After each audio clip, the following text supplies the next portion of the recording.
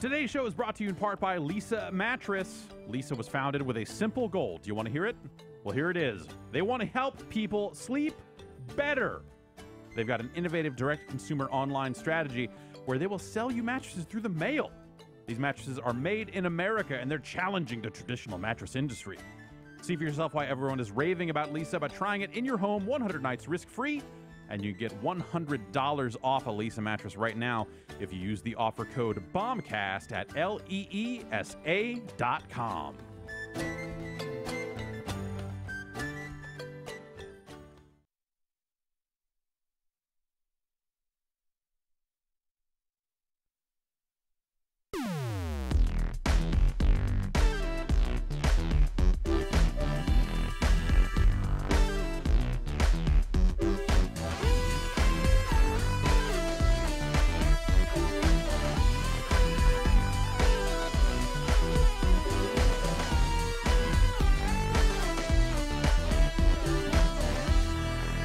Hey, it is Tuesday, June the 27th, 2017. Hey. It's the Giant Bombcast. Hey. I'm just going to keep talking like this. The big 2-7. Here we are. Jeff Gersman's here. Hello. Jason Hey. right I'm here. on a roller coaster. Ben Pack's I'm here. talking about video games. Video games. Were you crushing our heads down there? Yeah. What? A little squish, squish. Sometimes you just need to crush some people's heads. Crushing heads, crushing games. Yeah. Am I right? Up Yeah, top. Up top. 100,000 achievement points. That's I'm right. gonna crush them all. Shredding some game bros. Shred these games. Game shredders. How's everybody doing? I'm doing all right. Yeah? Yeah. Game Shredder was the last boss of Teenage Mutant Ninja Turtles, Yeah. Turtles in Time. He's got those Yeah. blades on his wrists. Yeah. It's really... Kind of inefficient if you annoying. think about it. Yeah. Like, he doesn't have much long-range game. that's true. Donatello can just kind of kite him with the Yeah. stick. Well, because he had the ability to shoot fucking lightning out of his helmet. Yeah, he right? did have So, magic. Yeah. Yeah, So I whatever guess. super helmet he had in that game. He has 'cause I don't think literal armor, so it's easy for him to get in. Yeah. Also, if he ever needs to grate some cheese, he's set. That's good. A That's good who I topping for call- turtle soup. Yeah. Of course, he has the shredder, not the grater. But, Super Shredder. yeah. It's a different story. Kevin Nash? That is very true. Yeah, Kevin Nash loves grated cheese. I don't know if you know that about him, but that's pretty much top of the list for him. Did you see Magic Mike? No, I can't All see the that. behind the scenes featurettes, he's just grating fucking cheese. It's just Kevin- inexplicably Oh, wait. just fucking just He's in going. Magic Mike? Yeah. He's also Super Hang on. Shredder, isn't he? Yes, he's also Okay. the Super Shredder. Reaching back into my ridiculously spotty wrestling. Mm-hmm. Is he the NWO guy? Yeah, yeah. What? Tall guy, Kevin Nash, big He's sexy, doing Really? Big Daddy cool. What's he doing in Magic Mike? Diesel. Okay. Dancing. Okay. Yeah, yeah. Huh. He plays an old stripper. Okay. A This is tall a guy. This is a guy that's been around the He's block. a big a few guy that's been times. around the block. Okay. As okay. Kevin Nash has. Yeah. Okay. Once upon a time, that's how Dan and I wanted to introduce ourselves to Giant Bomb, is to just fucking show up NWO style Okay. on like UPF one day. That is literally the we were going to invade the whatever GameSpot show they were doing at the time Oh, really? and kick them all off the set. Like that was we had started laying that out That'd have been fun. of just like, all right. But then, just like with proper wrestling booking, you can't just come in and bury the home team. Yeah. They gotta wake up tomorrow and keep doing it. So you Yeah. kick them off the set, then what? So yeah, it Just ended gotta up. keep that storyline going. we were actually we thought about that, and we were gonna bring in Phil Kohler as like a just like a stand-in, and we'd take him out for whatever reason. Yeah. But yeah, alas. That would have been super fun. Is that how it went down back then? Like, It went down did they just like come in out of typical nowhere? Dan fashion. No. And then, I mean, like a week before, he's Yeah. like messaging Drew Sure. and shit. It's like, hey, we haven't really met yet, but can we come in on like a Sunday and film some promos? tentatively feel it out. I was talking about like actual NWO. Yes, like, did that just come out of nowhere? Yeah, Or- Scott Hall, the former Razor Ramon, Right. just showed up, came out of the crowd wearing street clothes. Was there no build up like in No, the there prior was none. weeks That's the to, whole like, thing. Like It- unrest And among so, the. so they didn't say his name at all. They just like his literal first words were like, "You know who I am, but you don't know why I'm here." Huh. So they were very much playing off of the fact that this was a guy from WWF. Okay. And so the whole reason the NWO was such a shocking thing was because it felt like these guys from another company were literally invading, and you weren't sure who they really worked for. Oh wow. Okay. So when Kevin that's like Nash came in, It's like a thing that would be impossible in today's climate totally, because there's one yeah, company. Yeah, right? yeah. And when Kevin Nash came in, the former Diesel, it was the same deal. They didn't say his name either. Okay. And so This is like eventually, copy, there's like trademarks or something. yeah. There, So right? Vince, he didn't say his real name either. Yeah, They did not give either character a name. Huh. So Vince McMahon eventually sued like filed a lawsuit against them for trying to trade off of these guys. And then that led to them having new characters, new people playing the characters of Razor Ramon and Diesel for a while, to try to show damages or something, because the crowd didn't buy it. It was terrible. And so that eventually forced them to give them names. So it forced them to start calling themselves Hall and Nash instead of just like, they're the outsiders. Why are they here?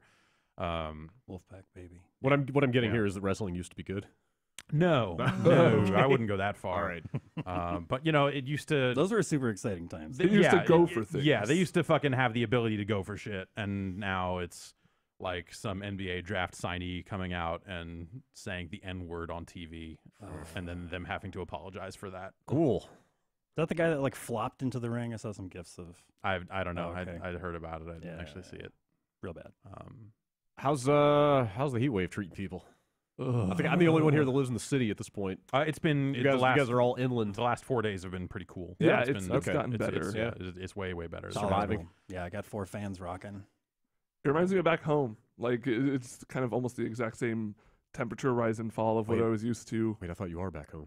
Well, no, I grew up in the North Bay. Now I'm in the East Bay. Okay.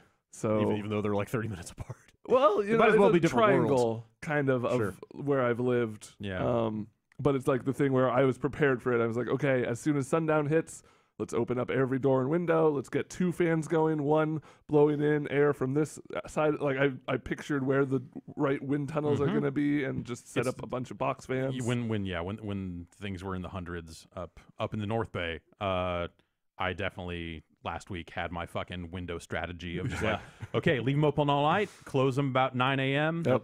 Lock it the fuck down until about 4 p.m. Or like 6ish or something, and then open everything up. Yep. And get all these fans going, and That like 10-minute period where the temperature drops 20 degrees is like the sweetest release. But now there's a train by my house that likes to make choo-choo sounds. Okay. Which is cool if you're a toddler, but not so cool if you're a grown-ass man trying to get to bed at 11 o'clock. How many trains a day are we talking? Just one very long train sound brigade. At 11 o'clock? Sometime between 11 and Oh, midnight. that's terrible. Like the night train, I think it is. Okay. Okay. All right. All Now you're Thumbs up. speaking, my language. What if you started setting your life around the train, where it was like the train signified the end of bedtime. Trains are coming. It's like a night rooster. Yeah, and then let the night rooster send you off to Slumberville. And then you can envision yourself on the train. The smoke pours out of the smokestack, and there you are floating away on a smoky cloud. This is tangentially related, but I'm really upset that Sleep Train changed their name to The Mattress Firm. They did what?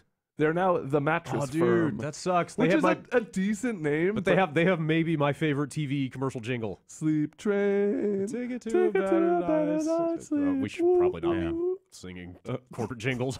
Mattress Anyway, what are they called now? The Mattress Firm. That's actually that's It's not bad. It's a decent name, but Sleep Train was like It's only a decent name if you were to walk in there and say, like, I need a really soft mattress, and they said, get the fuck out. Fuck you. What? This is the Mattress Firm. Fuck you. Have you been in the mattress buying game recently? Right, recently it was a bed. Did your bed burn? So actually, you saved your bed? Nothing. My floor didn't catch fire. What happened was the floor above me was in so much fire that the amount of water they had to use collapsed the roof and walls. Okay. But we saved our box. So we saved our box spring, but it got taken apart. So we sent it with somebody to store while we looked for a place, and then when they delivered it back, it was in pieces, and we didn't have the original instructions for it. Wait, they took it apart? Yeah, because their claim was we assembled it wrong, and they were gonna reassemble. It's a long story, but I just bought a bed, and I have my old mattress from like when I lived at home, kind of my pre-college, post-middle school bed. Which isn't very comfortable. Classic adolescent bed. Yeah, so we're just slowly rebuilding because now we've got a bed and a mattress, which is good. That's a good place to start. Instead of a floor mattress. Was that what you've been doing for the last like 2 months or something? Like month and a half. Sleeping on the floor? So what happened was I remember went to those days, E3 and we were in a hotel, and I was like, oh, right, this is what it feels like to be in a normal What bed. beds are, yeah. And I came back, and I was like, we need to buy a real bed right now. And we did, and it's great. Yeah. Sleeping's kind of cool. I always liked, in terms of local bed companies, I always liked mattress discounters because the lights would always burn out in such a way that it just said mattress disco. And that was... Happy accident. They had a good Yeah. jingle, too. No, How's it that was go? a horrible song. Terrible How does fucking that one song. go? Yeah. What's happening? play anything? Play anything recently? Fuck, dog, I What's don't going know. on? Are we? Brad, smooth transition Yeah. shoemaker. I don't know. Yeah, no, I'm doing... what the fuck am I doing? You caught me off guard. I don't even know. Video games. That's what we talk Yeah. about here.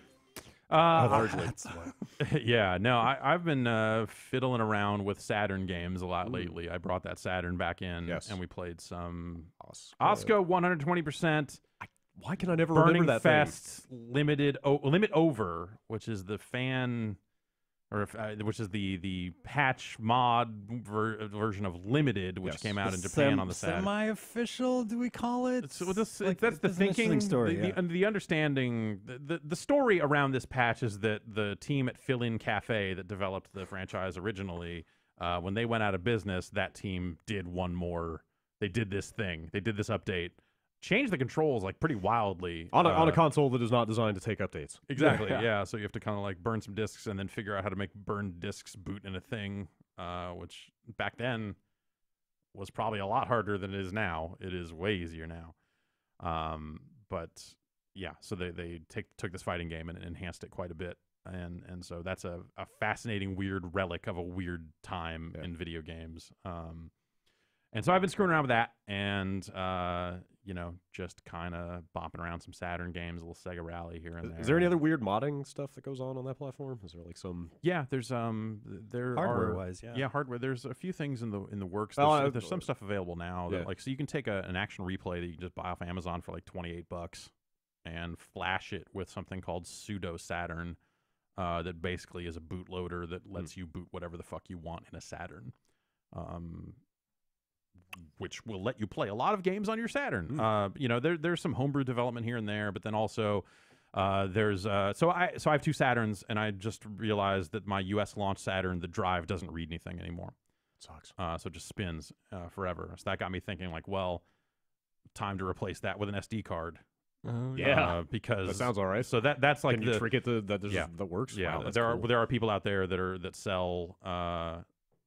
There's a product called I believe it's called the Rhea. That is not for sale right now, but someone made it. It is an optical drive replacement where you replace it with an SD card. Where does the SD card Fucking go? cool. Whatever the fuck you want. You just 'cause find a it's- place yeah, to you like just, Dremel a hole in that You're thing. basically just removing the CD drive from it and Yeah. hooking this SD card stuff up to that. Okay. And I was hoping they had like some elegant solution where it goes where the disc went or something like that. Yeah, that's usually where people have Okay, it. Is yeah. it's kind of down in that tray a little bit, but you're getting a big enough SD card typically that you're not gonna have to pull it out very often. Sure, that's the idea anyway. But then there's also this video went around I think last year or maybe it was earlier this year. Someone had figured out a way to basically access the Saturn fully from the MPEG card port on the back, which is like to play VCDs and shit. And so that guy has a Patreon up and running where he is working on a device that will plug into the back and take USB devices and then boot things from that. Wow. So, the theory would be like, oh, you'd play some homebrew stuff, but clearly this is just like, yo, what if you had every Saturn game on your Saturn? What if? And, that is appealing in a, boy, I sure have a lot of fucking boxes of video games in my garage that, like, I don't like having to go out there and get them. The wear and tear. I mean, I ended up buying an action replay and flashing it with this pseudo Saturn loader, and I have Saturn system discs, which are the things they sent out to reviewers that let you boot whatever you want in a Saturn. God, I can't believe they used to just send stuff like that out. Yeah, I mean, sounds that was insane instead of a debug. That's Right. what you had to send. Right, but you it know? just seems like the most ridiculous like security hole. Yeah, I don't know if that ended up being, but like Saturn discs are so strange protection-wise that the discs are still very useful to some people. So yeah, like the Saturn. If I'll put it this way, if the Dreamcast had just kept all of the Saturn security features, it would be a much more secure platform than it ended up being, probably. But yeah, Sega had 2 boot discs that they sent out to press, and one would only boot first-party games, and one would only boot third-party games. And then apparently there's a blue disc that would boot both. They didn't. We have a black and a red, or I have a black and a red. And I just, those are rare things. Like I don't want to have a pull them out and set them down to put another disc in and all this other stuff. So I'm like, well, what if I just flash this thing with this stuff and then I never have to use those boot discs again to boot whatever the fuck I'm doing. So. So I don't know. I've been just fiddling around with Saturn stuff. That sounds like an exotic world. Yeah, because there's a lot of stuff that came out in Japan that I was going to say that they the limited library, but over in Japan they had some really good stuff. But also like a lot of that stuff that you look at as really good stuff is arcade stuff. Sure. That if playing it today, you would not go back to the Saturn version of Street Fighter Alpha 3. Right. Even though that's a fantastic version of that game, and like that's awesome. What are the load times like? Yeah, exactly. Yeah, Are you saying you would just get emulate the arcade main version? Like if you're at a point where you're like you've crossed that gap where you're just like, let's fucking get it and play games. Yeah. Just go for the real thing. Yeah, you're bringing that to your Evo hotel room. You're not bringing the Saturn version. You're not going like that. They got console exclusives like Zangief and stuff. Yeah, there are some cases where there are some specific things in some of those versions. And I assume what is that CPS2? Yeah. Like, will that run on like a decent laptop at this point? Yeah. CPS2 stuff will run on damn near anything. We could fucking soft mod an Xbox and boot it on that shit if you want. Mod a 3DS and get it to, like there's all kinds of fucking wild ways to do all that shit. I've got an Xbox at home that just runs like Final Burn Alpha, and it's got all the CPS stuff and Neo Geo stuff, and like that's my fighting game box. It's pretty fucking rad. You got sticks that are any good for that thing? For Xbox? Yeah. Got some old like PS2 to Xbox converters. Okay. Okay. That would do it. That are like PS1 to Xbox. We've got an Xbox hooked up at the home right now. After talking briefly with Phil Spencer about Sudeki. It touched off the annual Sudeki playthrough in my household. There you go. That game came out on the PC like in 2008. Really? Like they put it out, like Climax put it out. It's like I'm sitting here pretending to remember what Sudeki is. It's a fucking action RPG. It doesn't matter what Sudeki is. Desperately trying to remember. It's not the one with the blue guy, right? No. The lady with blue hair, right? Yeah, that's probably No, right. the blue guy is a different one. I remember that. Was that Azarik? Yeah. Okay. And the elements. Nightcaster. Sure. I don't know. No. Sudeki is like an action RPG. It's got a combo system in it that's like kind of neat for the time. There's some stuff about that game that you go back to it now, you're like, oh, there's actually some stuff in this game that was pretty novel for when it came out. Right. But it is, let's say, somewhat unremarkable. And there are some escort missions in there that I played during the last Sudeki annual playthrough that I can tell you fucking suck. What? But anyway. Unheard of. Yeah, so we've got an Xbox. Has there ever been a good escort mission? Ooh, I like, don't know, man. like not acceptable, but like fun. You're like, good? wow, this was cool. I don't know. No, I can't think of one. Yeah, I'm sure that there's some one. people like Eco. I don't know why. Yeah, I don't like Eco. I don't even know if that, yeah. Like I would almost start to say maybe some of the ones in TIE Fighter, but I think even those were kind of shit. No, like they were still like I feel like Wing Commander, like those are like when you think about escort missions, first and foremost, you come back to like the TIE Fighter, Wing Commander, style of space sim. Yeah, even there you'd be like, I'm gonna go fuck up these X-wings for 30 seconds, and then you come turn around, back. it's like, that freighter's my dead. shit is all gone. Yep. Escort missions are still ruining games in 2017. Yeah, like they're the millennials of video games in a lot of ways. Yeah, so I don't know. I've been messing around with that Saturn stuff. I got back into the PlayerUnknown's Battlegrounds. Yeah, I kind of did too. Yeah. Weirdly, I had been being away for like a month. The last stream we ran a couple weeks ago, the one we ran before E3, left me pretty dejected and a little done. Feeling close to done. Really, at least with squad play. Because I was just like, man, like I just feel like I'm not getting anything done here. Like I'm not a credit to team. It is just a fucking like a bad fucking time. I mean, you don't have to like aspire to greatness. No, but I don't know, like that last time that we played, it was literally like we fucking spent like 20 minutes crawling on our fucking stomachs and then all got murdered. Yeah. It was like, what the fuck are we even doing? It's different on a stream when people want to see you succeed, but like, sure. Whenever I play that game, it's just like, here's a fun chat room for. It's 15 minutes of chat room and then 30 seconds of a shit show and then repeat. So so I want to have all that, but still have the shit show be slightly more varied. So playing yesterday, and we ran that stream. It's on the site right now. and just going in and saying like, let's just fucking get in some shit. That very dramatically improved. Yeah. I read an article that was like written by somebody who's just like wins chicken dinner after chicken dinner, and they're like, the goal is like, he's like, everyone just goes and hides. He's like, but you're not going to get any better at the scuffle showdown like last couple minutes if you don't just go out there and try and shoot people and fail 30, 40 times. So but then eventually, that was like the conclusion I came to, is just like, I need to fucking get better at reaction and get better at just fucking shooting. Right. And just getting into that shit show when you're not prepared, like fully, when you're not like, oh, I'm all geared up and ready to go. Like, it's just like, no, I'm going to use what I fucking have and we're going to heal up and fucking go, as opposed to I'm going to collect all these items and then die before I get to use them. Right. You get 3 shots off, and it doesn't matter how many med kits and energy drinks you have. So it was good to just get a couple of kills for the first time in like a fucking month. Because I'm not, I have not played much outside of the streams we've done. I played a couple of solos, and those went poorly quickly, and it was very easy for me to go like, all right, I'm going to do something else, and maybe I'll come back to this later. So yeah, after doing that and getting in some shit and coming out of it alive, I feel a little better about that. Yeah. They've got a patch, I think, hitting today-ish. I think the change notes just came. Yeah. I kind of want to pull those Is up. that the diving and vaulting? I don't know. I don't think it's that. No, I don't believe but that's... it's like sunset. Oh, really? And I thought I saw some. I thought I saw that. That there were like a couple of different weather or time of day things that would come up. Let me see if I can find these real fast. Yeah, that game. A lot of people buying that game. Yeah. They just 4 hit million. 4 million sold. That's, $100 million in revenue. In early access only on PC. Right. Yeah. Complete nonsense. Do you think? I wonder. Do you think like Call of Duty has this mode in 2 years or 1 year or something like that? Like Do you think that, like that's every major The shooter one after has World to War be, II. Yeah. that they're just like, okay, we clearly need to get on the, like, this is the next thing for multiplayer shooting. If we don't have this, then what are we? I would like to see like a AAA take on this It'd be mode. weird, right? Like, what does that even? Yeah.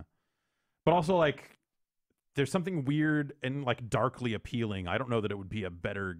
Like, I would really like to see the Call of Duty mechanics applied to this game, because like time to kill and time, like all that stuff is so fucking weird in that game and so set around the idea of like just hit respawn and whatever. Like the would be idea a really of strange thing of a kill streak in Battlegrounds is strange. Like getting 3 kills in Battlegrounds is like, whoa, you're like, I'm doing okay, pretty whatever good. happens from here on out, like I don't care because I killed 3 people and Yeah. whatever. Yeah, totally.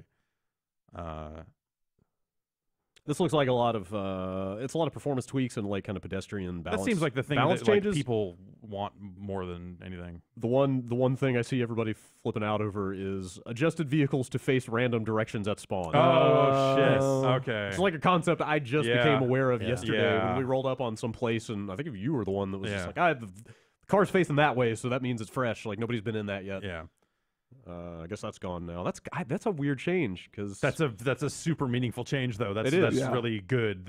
I like playing it. I'm like, they're gonna have to change the vehicle facing stuff because it's too. But I feel like that removes a level of like a layer of mind games that you could pull off. If you always wanted to like you park your car facing east. facing Like, east. that's definitely. what I mean. Like, It's almost like they're removing a little bit of depth from the game. I don't know. I'm sure they've got some rationale. but I think the rationale is like that's a crazy. That's an unrealistic weird thing to know. That it shouldn't necessarily be like that. Yeah. And open doors, closed doors, like that's the mind game, right? Sure. Did these people close the doors and hide here, or did they open them and run through and leave, or Also, or it's has still no one been here? approaching a car is still now it's still a gambit, right? Yeah. You're like before, if it was not facing a direction, you knew 100% that it was unsafe. That's someone's car. But now, every time you approach a car, it's like, well, who knows? Yeah. This might be a trap. Who knows if a guy I've is definitely waiting... been trapped into trying to get in cars. I saw a really good animated GIF the other day on the internet. Was it the back seat? Yeah. Yeah. It was the guy fucking hiding behind the car, waiting for someone to come up and steal the car, and then just hitting F, getting in the car, and then shooting him from inside the car. And just like, that's fucking great. That one's great. And the way that the guy like ragdolls afterwards just sells fucking it. good. We tried out the radical 3-car strategy yesterday. Yeah. I'm not so sure. In the one scenario where we deployed 3 cars, it did work out. We all made it out of there alive. That's true. You really kind of announced your presence, though. Yeah, well, that's gonna freak people out, right? Because they're used to one car pulling up. That's true. And then 2 cars are like, oh, these guys are gonna fight. Then they hear 3 cars and go, I don't even know what the fuck's happening anymore. Who knows how many people are in those cars? What if they're all full? Yeah, what if they're all full and we're in the middle of a fight right now? Yeah. That game is pretty fucking amazing. It's pretty good. Yeah, I assume the mantling stuff has to be in the next update, or they wouldn't have started showing it. Maybe, yeah. I think, gosh, I'd have to go back and watch the interview we did. But when we had him, when we had PlayerUnknown himself on the couch, and he did definitely say it was not in the coming update, but maybe a little further out. But what about those new maps they announced? That stuff sounds like it's even further out. Okay. That's just like, hey, this is on a roadmap somewhere. Yeah, that was in like a Game Informer cover story or something. Okay. I think that was like pretty far off. And I want to say that was like almost like like a napkin drawing of here's what we want to do. That's like full release. Brad, do you remember when PlayerUnknown showed up at our suite? And I showed him to the bathroom, not knowing who he was. Not knowing who he was. And we were like, shit, he's gonna hide in there. And then he killed you. This guy seems affable enough. I don't know who he is. He wants to know where the bathroom is. It's like, there you go. No. And then I was super bummed when he left, and I was like, oh, that's who that was.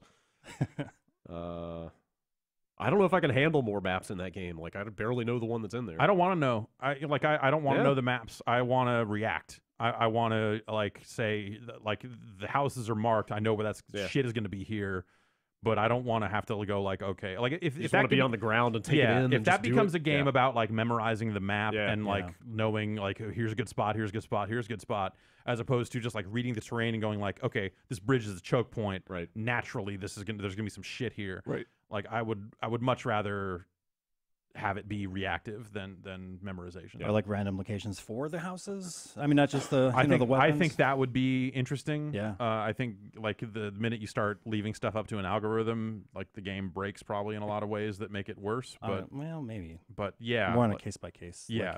Oh, this game's fucked because everything spawned over here. Yeah, this was a bad spawn, and all these houses are on top of each other. We went to the hospital yesterday, and there wasn't a single rifle in the entire damn place. There's they also are doing a pass on the loot tables and the where items spawn stuff happens. Yeah, there's a bunch of adjustments. Certain things drop. Yeah. Now don't or right. Yeah. Saw that they're adding a Glock. Good, finally. Yeah, it's a full auto pistol. Oh shit. Which I don't know that can be okay, I guess, but they added a gun called the Groza. All right. Groza. Yeah, a bunch of stuff. I mean, it's all pretty nuts and bolts. A lot of knobs getting. Yeah, it's weird. I'm not sure. The stuff I want from that game is it's more hey, can I move better? Yeah. Can you fix some of that stuff? Can I jump over this fence? Yeah, I'm not. Please, I'm not knee-high barrier. Right. I'm not hurting for guns. Right. Or they say hey, we put a gun in. I don't feel comfortable enough with the existing arsenal to feel oh, they need a gun that fits this this range profile and this What if it was the M1 Garand? Okay, there you go. And then it just you can make ding. the ping noise, and then people know. No. Okay. That would be the double barrel shotgun of a weapon. I might go I'm just gonna leave this one here. Yeah. The game continues to be great. Yeah, I will be curious to see kind of what that thing is like when they take it out of early access and what their support is post release, whatever the fuck that means. I mean, it's popular enough and the Steam sale is on and it's still the #1 game a lot of the time, even though it didn't go on sale. They've tapped into or they've tapped into a thing that already existed and refined it in a way that has made it palatable to way more people from the looks of things and struck gold. Yeah. Did you get the sense they're going in, or they're going to try to go into some kind of e-sporty direction, or I wonder if they're maybe saving that for post early access? Well, if you look at what they're doing with replay stuff, which I think they showed off a little bits and pieces of that. Pretty premature when you can't even spectate. They're building properly. the Dota stuff. Yeah. It looks like they're building the hey, go watch this match that happened a week ago. Right. In the client. In the client. Loaded up in the game and fly around and watch what people are doing. That seems like we wouldn't commit to that, but he did say hey, why not? That's totally possible. Yeah. And then they say there'd be a little map of showing people's routes and stuff like that. So definitely, once they build that level of spectator stuff in and that level of replay stuff in, it's a very watchable game. There was some stat attached to their sales number that was 20% of all Twitch viewers are watching a fucking Battlegrounds stream. Like, there's some insane fucking statistic around. Is it just like It's permanently the number one almost game on always Twitch in the right top. now? It's I've never seen it outside of the top 5. Well, let's yeah, say, yeah. as somebody who goes to Twitch regularly. Yeah, I mean, they have clearly fucking hit on something that, like, and it's competitive in a way that I think, yeah, totally. Like, you would watch a tournament. Yeah. I don't know what form it would take. If you're like, well, we're doing a double eliminate. Like, you know, how do you do that? If it's like, okay, well, if you finish, is it a point system? We're going to play 10 matches and, you know, your finishing position turns into like some point total or you know, whatever it is. Top 10, do it in real life. That's right. Okay, there you go. Yeah. Yeah. Now you're talking. It's also taken the place that like Counter-Strike to a degree and a couple other games to a degree took the place of, where it's like, I'm a Dota player and I play a bunch of Dota, but when I'm done playing Dota, I need to go do something else, and it's Battlegrounds. I would estimate I've lost easily half, maybe 3/4 of the people I play Dota with to that game. Cutting into Dota time? Oh my god. It's bad. Shit's serious. Yeah. Like some It's of an them, epidemic. like somebody Kessler told me the other day that like it literally is scratching the same itch for him as Dota, but in such a shorter time. You know, it's And like there's it's like all the rise and fall of Overwatch the Dota players, meta. Yeah. just all sorts of like, this is the game that you're like, this is the secondary game for so many streamers, for so many like pro players. Even I see, you know, like Arteezy doing a stream of Battlegrounds or something when he's not playing Dota. Weird, really? Yeah. Huh. With like all the EG players. Like people you never would have thought of as streaming another game, Yeah. right? Like that's I should play that. Yeah. I should play the game. Check the game. I bought a shirt in it for 4 cents. Nice. Did you really? I did. You bought a hat?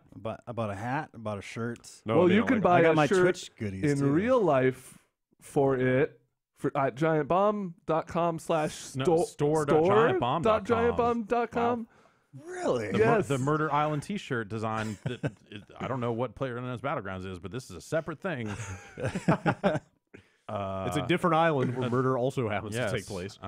There's a T-shirt available if you're so inclined at that web address. That's a really rad design. Yeah, I like it a yeah, lot. it's good. Dan Hour did a fucking awesome job on that. It is very He also good. did the Luchadeer Satan. Yes. Okay. That's That makes also- sense. Also a good one. Mm-hmm. Which I need to know what shirt you bought before we move Oh, on. it's just like a black fucking long sleeve shirt. Not the one with the little skinny red tie, right? No, Okay. God no. That's what I have. I have that too. Like I feel like That everybody one- has that that one all of a sudden. dropped. I was Yeah. excited about that, and then everybody's wearing it. No, I mean it's like my producer get up with like a baklava. Balaclava. Baklava is food. Baklava. Bacalar. Bacalar. I think is the- Bacalar. Yeah. Fucking weird mask thing. Mhm.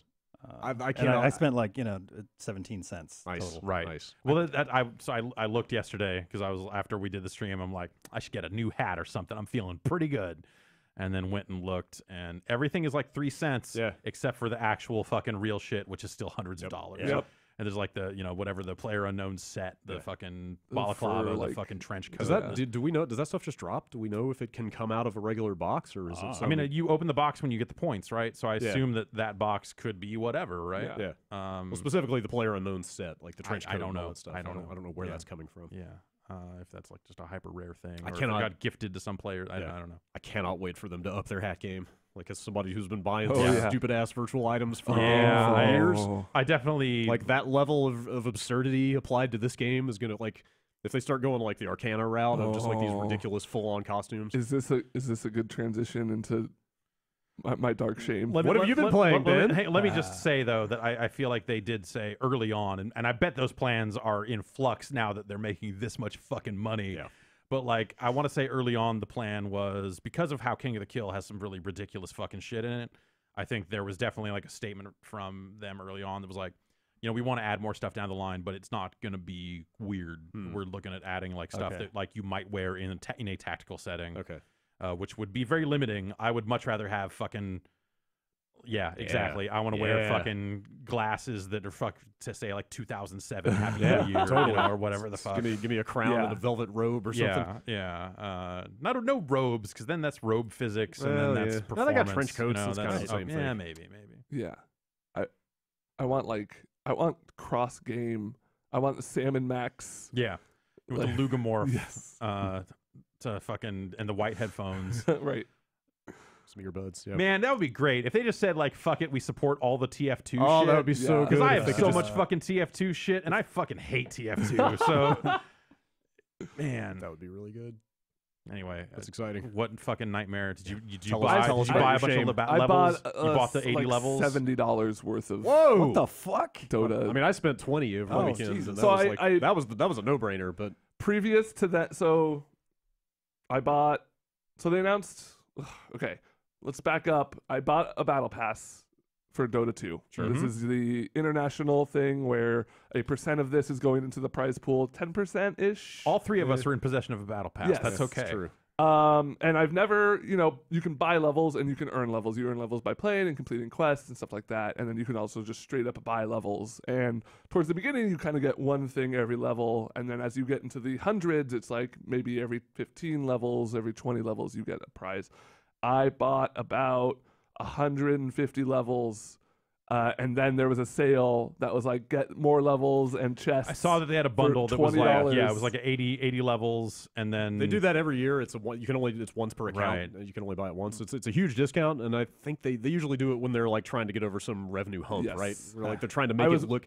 Generally, it's when they're trying to make it look better than last year's. Okay. I was watching a live Yeah. graph comparing this year's international prize pool to previous years, and the line just goes vertical at this sale. Yep. It's like an inch higher Oh, than all the man. other Yeah. ones in a straight. It looks like fashion. an error in the graph. So It's just are a they straight above line. last year's total? They I are. think they're just they a, are just above. a little bit, right? Okay. The estimates are they're going to hit about 25 million. I Okay. think 27 million. What were they at last year?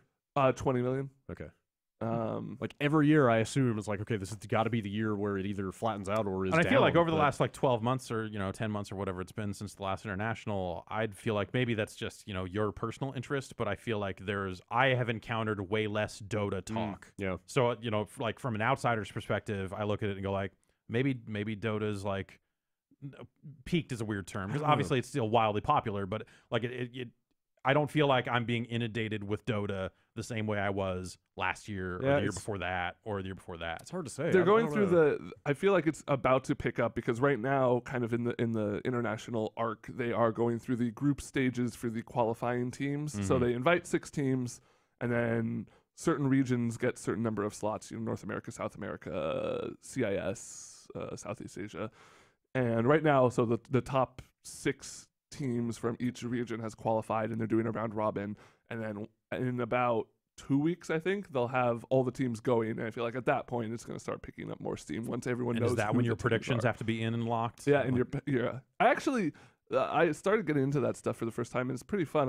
I kind of get fantasy sports now as Mhm. somebody who's Man, dabbled that in might be the fantasy darkest fucking esports. thing that Valve has ever done. Then But they've never leaned into fantasy Dota as much as I feel like they could. Like No, they this sort is- of dabble. This with is it. a lot simpler, where you just you make a team out of 5 like players. you're building a bracket. You get basically. player cards. It's like well, it's there's more two like things the okay. that you can build a bracket, and then you can make predictions. But then the thing I've been getting into is you get player packs, Mhm. like baseball card Yeah, packs. yeah.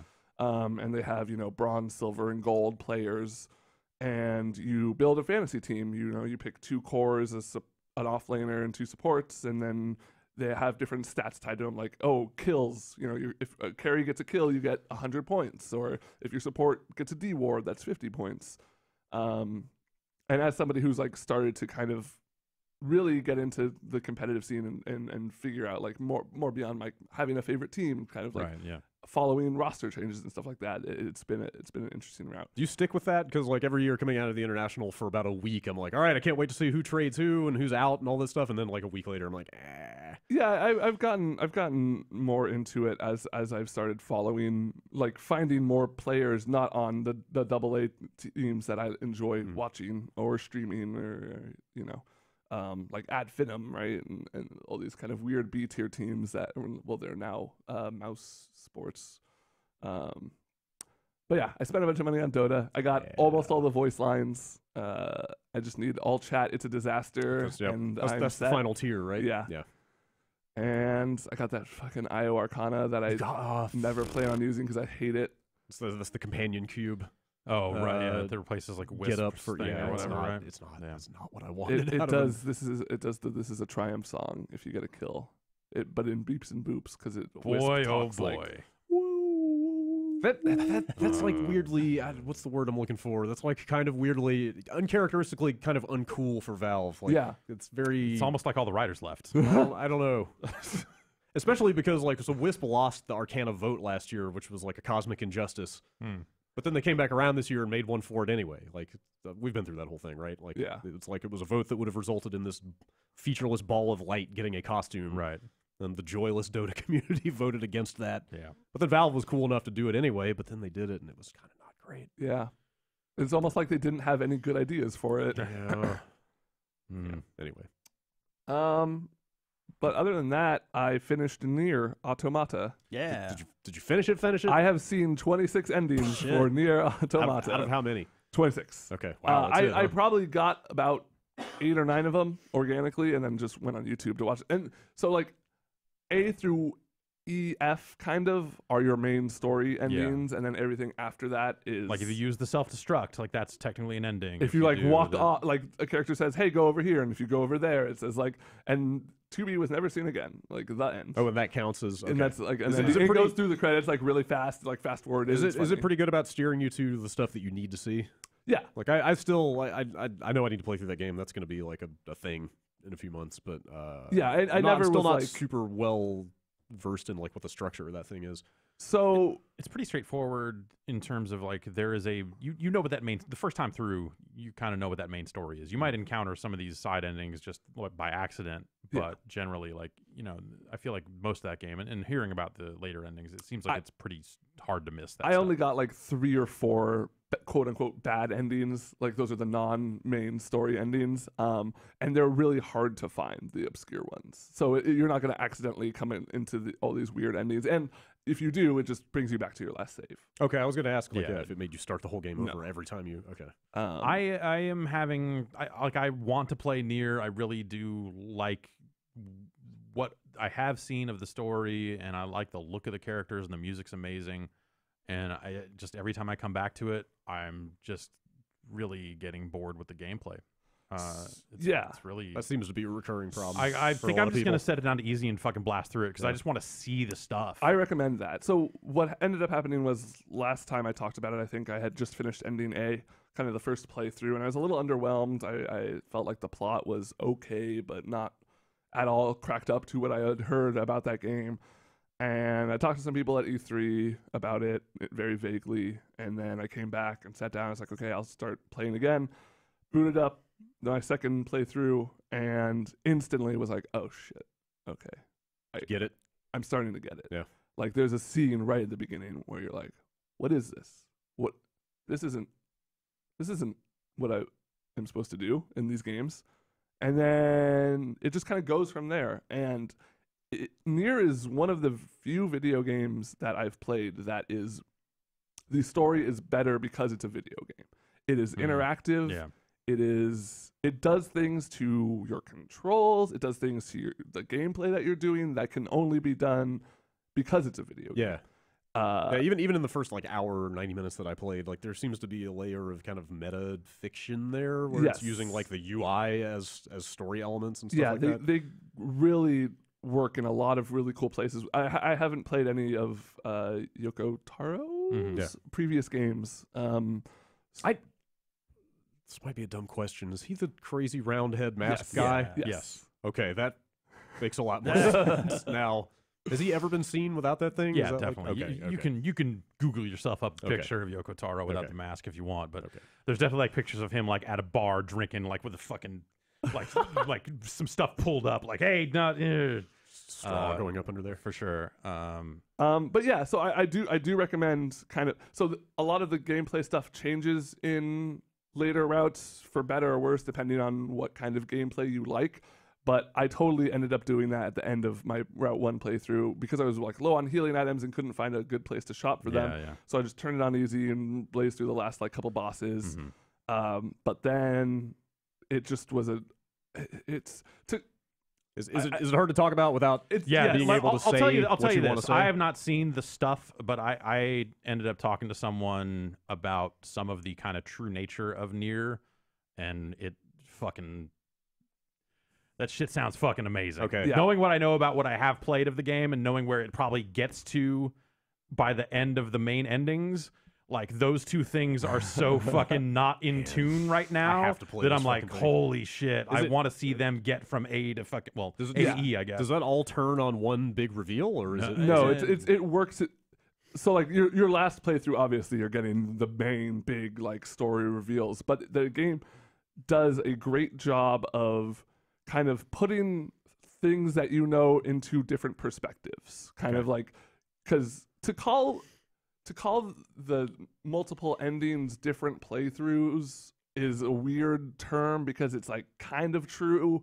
You're not just playing what you played again. Because it's kind of like at some point it's like, well, now here's like 9S's take on this event, right? It's Yeah. so like here's this character, here's Yeah. this. Is it you're more kinda- is it more like subsequent playthroughs like recontextualize what you did before? Very much Okay, so. Okay. Yeah. That sounds kind of fascinating. And you start to realize like so I beat the game. I cruised through all the endings, and I was just like, there's these grand revelations at the end, and I'm like, this is crazy. And so I started it up again, just a fresh playthrough to kind of play through the first 30, 40 minutes, and it was like watching, oh god, what's the movie with a good twist? Memento. Yeah, sure. It's like watching Usual Memento Suspects, again, something or like that, like watching Usual Suspects, knowing that Kevin Spacey yeah. is Kaiser Sose, and you're just like, oh fuck, this thing totally makes sense. And I had like some complaints about the main story, and they're all gone. Wow. Because Okay. of the way they contextualize certain things. Yeah. So I really thoroughly enjoyed that game. The gameplay does like, I love platinum games. I love just like how tight they can be, and it does. You can totally mash your way through that. Yeah. And what ended up happening was you get just more money than you possibly could need in later playthroughs, and I just ended up buying 99 large health regens, binding that to the down pad button, and was just kind of like mashing L2, mashing X, and mashing down, and just to kind of breeze through and see what could happen. Is there at least enough like spectacle to the boss fight? Because like that first boss fight is kind of insane, and it like, even do they keep that level recontextualizes of- boss fights. Yeah. Like you're doing some of the same quote unquote boss fights, but like from different points of view with different gameplay mechanics. And Because I mean, if it's presented well and it's exciting enough, like like Asura's Wrath is nothing but QuickTime events, Yes. but like the shit that's unfolding in front of you is so absurd that like it kind of carries it. Like I don't know if it's got that level of. I love Ashura's Wrath, and I think this does better, impactful, meaningful gameplay things than that game did in its story. I've got to see that thing. Nier's a good game. All right. So I'm told. Too many endings though. Yes. 26 is just ridiculous. You made it. You're done though. Yeah. Kind of. What's your clock count? It was probably ended up being about like 50 total hours. Okay. I took my time with I kind of breezed through and didn't do many side quests on my first playthrough, but then on the second one I wanted to kind of explore that a little more. I could see myself spending 80 hours on that game with all the stuff I didn't do, because there's different weapons you can equip, and then there's weapon stories where if you level up the weapons, you get more information about, like, you get a little 4-line poem for each time you upgrade your weapon, and it kind of tells you the backstory of this weapon. Huh. There's, a whole fishing thing that I never even did once that I could totally get into. There's just so much shit you can do in those games that I'm totally glad exists, and I'm totally glad I didn't have to do. Steer clear of it. I don't know what happened that turned this year into the year of absurd 80-hour games. Yep. It's like 5 of them that are all must play. Yeah. So now I'm going back to Breath of the Wild. Yep. Just in time for the new map feature. Yeah, I've timed it pretty well that I can start doing that. Yep. All right, we need to take our first break. Let's take our first break.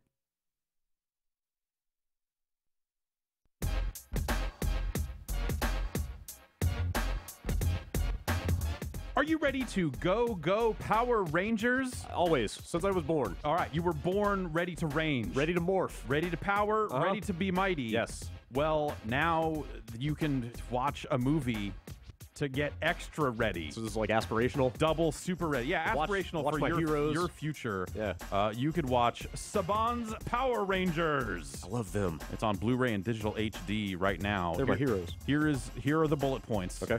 listed under additional info. Are you ready for this additional info? Fill out my knowledge of the Mighty Morphin Power In the small Rangers. town of Angel Grove, an ancient alien threat has returned to destroy everything in its path. Got it? That's point 1. Okay. Now, 5 ordinary teenagers chosen by destiny and gifted with unique superpowers must team up to become something extraordinary and save the planet before it's too late. That's 2. Okay. How extraordinary are we talking? They are heroes. They are legends. They are the Power Rangers. That's powerful. Yeah, that's point 3. The Nocturnal calls it the first great blockbuster of the year. I'm sorry, the what? The Nocturnal. Okay. And Time Out raves, nostalgia has never felt hang on. Nostalgia has never felt so more phenomenal. I don't think that's a word. I don't even. I'm speechless here. It features exclusive new bonus features, a 9-part documentary series, Wow, a blooper reel, deleted scenes, and more. It was made. It's morphin' time. Yay! Saban's Power Rangers is rated PG-13 and it's available now on Blu-ray, DVD, and digital HD. Dun, dun, dun, dun, dun, Yeah, that's how that goes. Yeah.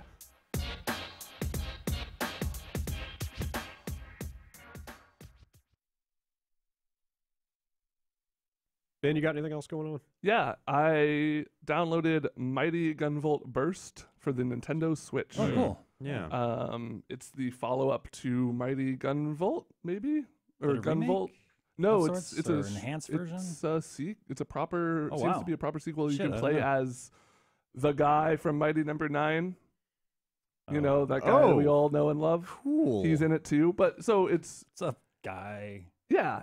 That guy. The not the rich not and Mega storied Man. Mighty Number 9 universe. Guy. We all know and love. Mighty, I think is his name. Mighty. Yeah. Maito in Japan. Mhm. But it's cool. It's basically Mega Man. But the hook is it has an extremely customizable buster.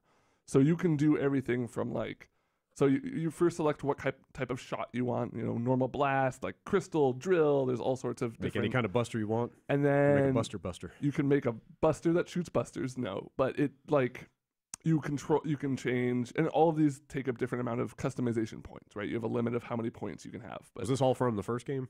this is it's an enriched version of what they had in the first game. You can do trajectory, how many shots can be on a screen at once, bullet size, bullet speed after it curves. Like you can, there's literally thousands of That actually different, sounds kind of options you can choose. super cool. You Yeah. should And- play God Eater.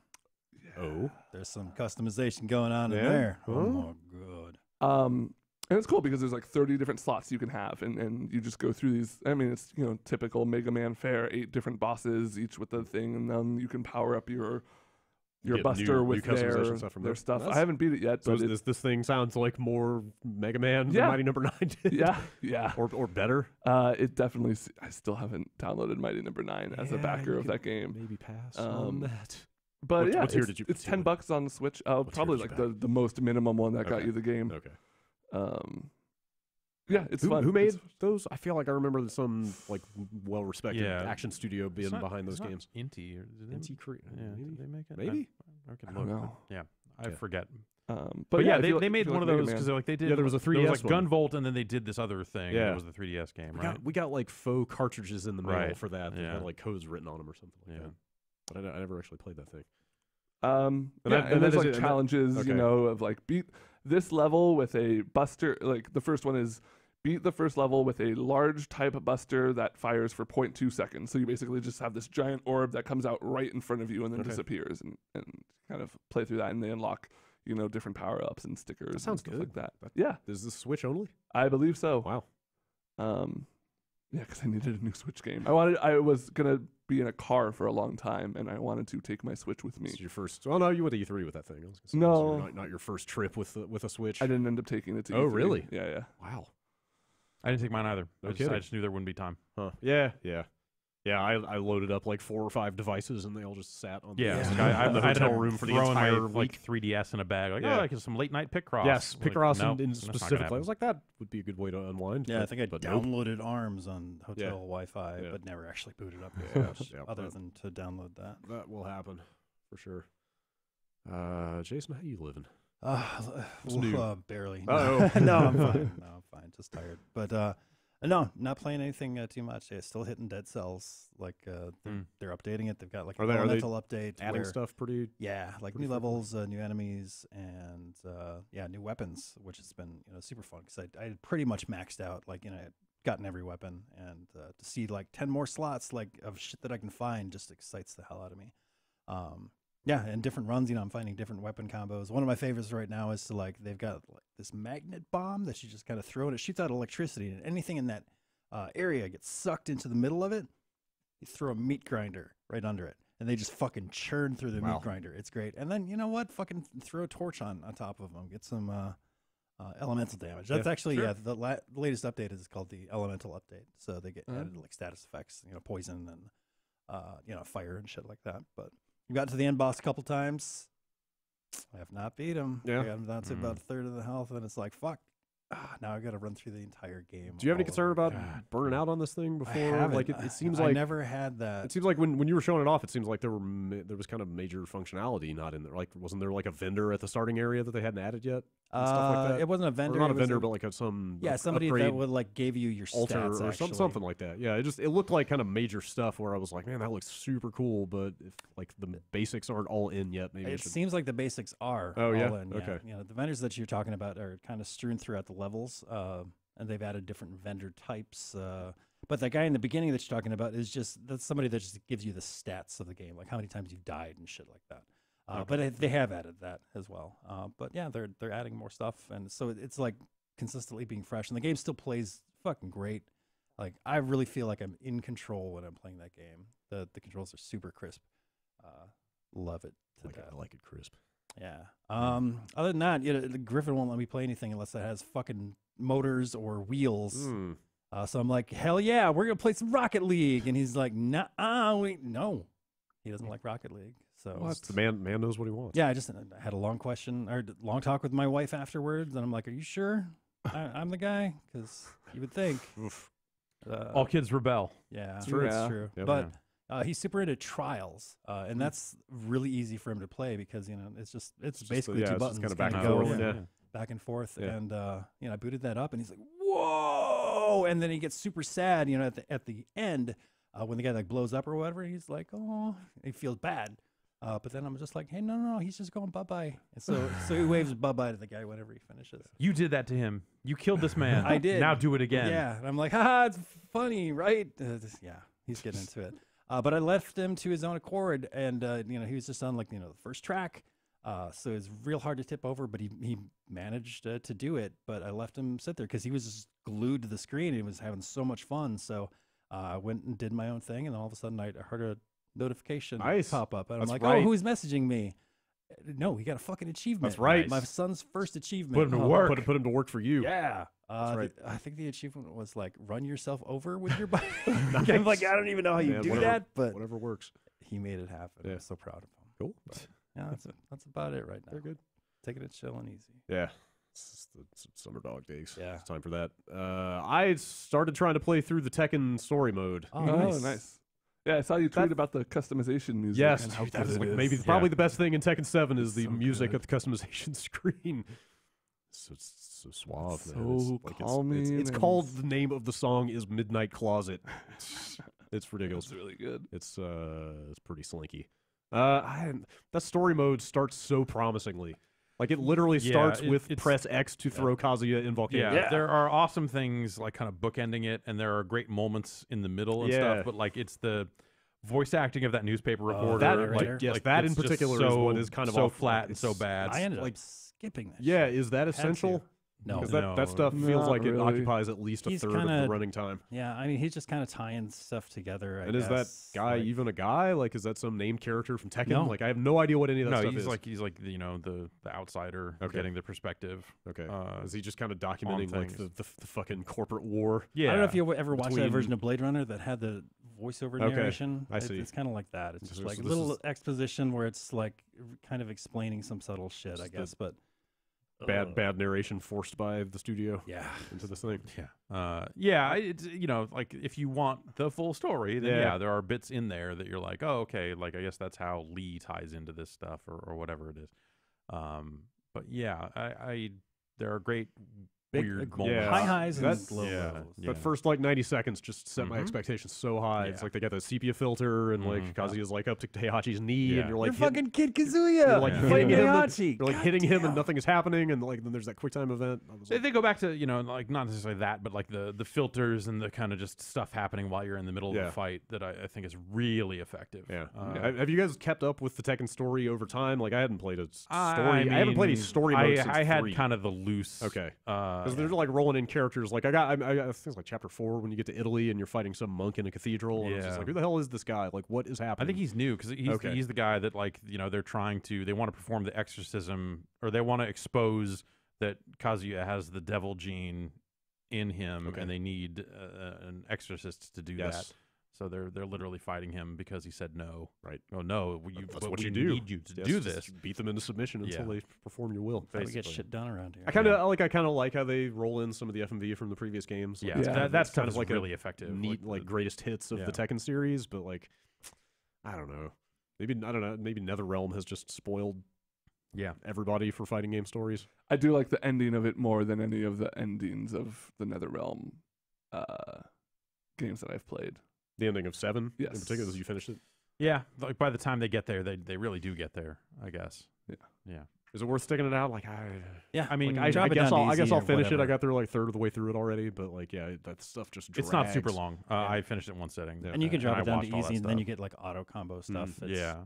Yeah, there's no it's fine. penalty for doing that Okay. either. You should It's- probably. If you don't just seek out the end, it's everyone should see the last like act, I guess, of that game. 'Cause Okay. it's pretty fucking cool. All right. I'll plow through it. Also, you were not kidding. I came away with like I think literally like 50% of the trophies in that game in one Yeah. sitting, like one run As through long, treasure as you're mode. willing to do a couple of things Yeah. along the way. Like, yeah. If you grind out like 60 or 70 wins in treasure mode, you will have Yeah, definitely. a whole bunch of that stuff. The only trophy that was actually time consuming was get 50,000 damage in practice mode because like Is that in one combo or something? No, that's just overall. So you Okay. can just sit there and just fucking if you had auto like a turbo button, just strap it down and fucking let him punch him for a while. I mean, people found a great exploit for treasure mode with that. I forget who it is. It's one of the female characters. I forget who. It's got like a really good a 4-hit kick combo. Katarina. I think that's totally who it is. And like you map her kick to the same button that confirms like restart every time you die, and you just leave it for hours, and it will just like grind millions in currency because the AI is really bad about blocking that combo. It serves me well. Yeah. Yes. Have you tried it? I use her. I was thinking about. I don't have a turbo controller, but I was thinking about trying it. I haven't. Yeah, I thought about Find a that. I'm way. like, that's probably the way that I would do it. Yeah, for sure. Yeah.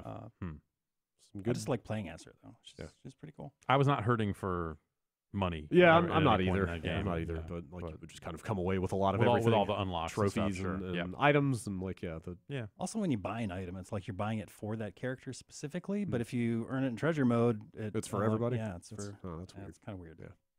The game's all right. Yeah. Like that it just game feels like kind of like I was playing Heihachi for like 2 hours in the treasure mode trying to get those trophies. Yeah. And it's just like, well, I'm going to hit forward triangle, and then I'm going to do that 3-hit punch combo, and it just feels like 20 years ago. They made a good This is Tekken game. Tekken. You know, Yeah. like that's they This is made Tekken as hell. They didn't fuck up Tekken. No, Right. they didn't. There are changes that they made to it that, if you stick with Tekken super closely are like nuanced and meaningful and stuff like that. But like even being aware of that stuff, like it's not super meaningful to me. That rage art stuff is. That super, that stuff is way cooler. Is there any but benefit to doing that the real way as opposed to the I don't think one so. button But shortcut? I think it's. I want to say it's a situation where the less health you have, the more damage that move does. So once it's kind of activated, if you wait until you're kind of really low and then hit it, it'll fuck somebody up. Yeah, that's cool. Whoa, That was me. serious. There's an angry phone down there. Yeah. I've been hoarding the Office PlayStation VR at my house, so I kind of crammed some games on that thing before I brought it back. I played some Polybius. Yeah. Have you played any of that? Not in VR. Okay. But yeah, I have played some Polybius. Live to tell the tale. It's fucking weird. I mean, that's the new Jeff Minter Right. Yeah. joint. It's not a Tempest game. It's although it gets tunnely in a couple spots. yeah, it does. It gets a little tubey. It is a shooter. Stick to what you know. You know. Yeah. Yes. Yeah. But it is like a behind the back, like third person. I don't know what you would call that. Like a It's like you're around the outside of a tube, I Yeah, guess, kinda. right? Yeah. Which is like, God, there's another game Did Nanotech Warrior do that? I forget. There were a couple games that have done that. Yeah. It's a Sonic game that did that. Yeah. It's like that Tron game where you're outside of a Yeah. cylinder. Yeah. That's probably like Tron Runner, the that thing. Gross. Maybe. Yeah. That sounds You're right. like working your way up, shooting. No, that's Oh. just Tron. No, that's shooting your way into the MCP core is not. You do get a bonus for getting all the blocks, but You should try that thing in VR. yeah, Like I want to. I've That is why I wanted you to bring that thing back in. I've is to try it. It's not that I don't like the way that his games look, but there's just something like, I mean, they're like intentionally ugly, right? I mean, their game's entirely made of programmer art. Yeah, Like they just Yeah, look like it's meant to evoke old Yeah, yeah, arcade yeah. games, It's obviously and old computer games. it's and obviously stuff. Like, intentional. He's kind of doing his thing. but yeah. playing a Jeff Minter game in VR is Yeah. very different from playing it on a TV. that sounds like that's- being inside that sounds ideal. Being inside that ugly ass programmer art Mhm. is a very different thing. Yeah, you should try that. I It seems played very fast, which that Yes, seems the it is- exciting it thing is- about it being a VR yes, game. it is Is like, absurdly fast. yeah. Also, a lot of livestock. Oh yeah, that's again that's Comes with it the is a territory. Jeff Minter game. A lot so of cows and bulls Yeah. in there. You follow- beasties, a lot of them. Follow him on Twitter. No, not currently. It's pretty much all livestock and Yep. curry. Yeah, Like he doesn't really tweet about Right. game development Nope. so much. Yeah, that's. I mean, actually, he is 100%. That is game Well, development yeah. for Jeff Minter. Like he so, has a bunch of sheep and he likes to talk Yeah. about them. Yeah, no, that's. It was very relaxing following. He's a relaxing follow. Yes. What yes. kind of curry? I don't know. I mean, he's British, so Okay. probably a lot of tikka Probably- masala, Yeah, yeah. this type of thing. Mhm. All right. One time he chronicled the amount that he was farting on public transportation Okay. on Twitter. Like That's- he's a really esoteric. All right, maybe I'll person to maybe I'll follow. refollow Jeff Yeah. Minter. That's I also played through that Psychonauts thing, Rhombus of Ruin. right. Yeah. Like in basically one sitting. yeah. Like that thing's super short. Yeah, I heard. It's kind of awesome. Hmm. It's like super small and self-contained. It's like maybe 3 hours, not even. Yeah. Does it it's play like Psychonauts? not at all? or- No, okay. it is a first-person adventure game, but you can't move around. There's no movement. Basically, It's all teleporting. so right? have you seen it? Yeah. Did you like? I have not played Okay, it. But it's it's like kind of it's like a series of like static scenes with a bunch of people in it, and you can sort of possess each one of them, like occupy their Oh, okay. consciousness. So basically, you're hopping around the Yeah, room, that makes seeing sense. everything from different perspectives. But that art style is fucking like incredible in VR. Like Yeah, it being in the lends middle very of it, and well. like how well that they Yeah, crafted yeah. everything and how tactile everything looks. Like a lot of like clever little interactions. Like nothing mind blowing. Is it something that like do you have to like be a Psychonauts fan to really get a lot? I don't out know. of I've it, never or- played Psychonauts, Okay. so I kind of don't know. Like I assume they're mostly all returning characters. Yeah. Raz. Yes, Raz. Yeah. Yes, you are Raz. But and it's got like this really James Bondish kind of Mm. thing going on. It's got like a theme song and like you're on a top secret spy plane at the beginning and stuff. Like it's got a really like specific like identity to it. Yeah. That works really well. And like I came out of the end of that thing kind of totally understanding why people go nuts for Psychonauts. Sure. Yeah. 'Cause, Nice. yeah, I don't know. Turns out that going inside people's heads gives you a lot of really good fodder for like exploring like some pretty like gnarly and like touching Right. Right. psychological stuff. Like Yeah. that stuff plays really well. It's just I don't know. I meant to look up how much that thing is because like it's super short and has like 0 replay value, so it's Right. not. I gonna want have to it. say, did it ship at like 15 or 20 or something? 50, like that's Yeah. probably okay. Like, Yeah. it's a kind of one and done thing, but Mm. it's super well done. Yeah, I really enjoyed that thing. Cool. Anyway, you guys want to talk about some news? Hey, that sounds like a yes. This just in. Yes. I want to talk about news. Oh man, hot off the presses. Here is the least surprising announcement potentially of the year. They're making that SNES Classic. What? Yep. Get hyped Finally. Yeah. for A tiny Super Nintendo. Super Nintendo Entertainment System Classic Edition coming out September 29th. I want it. Do you? I do.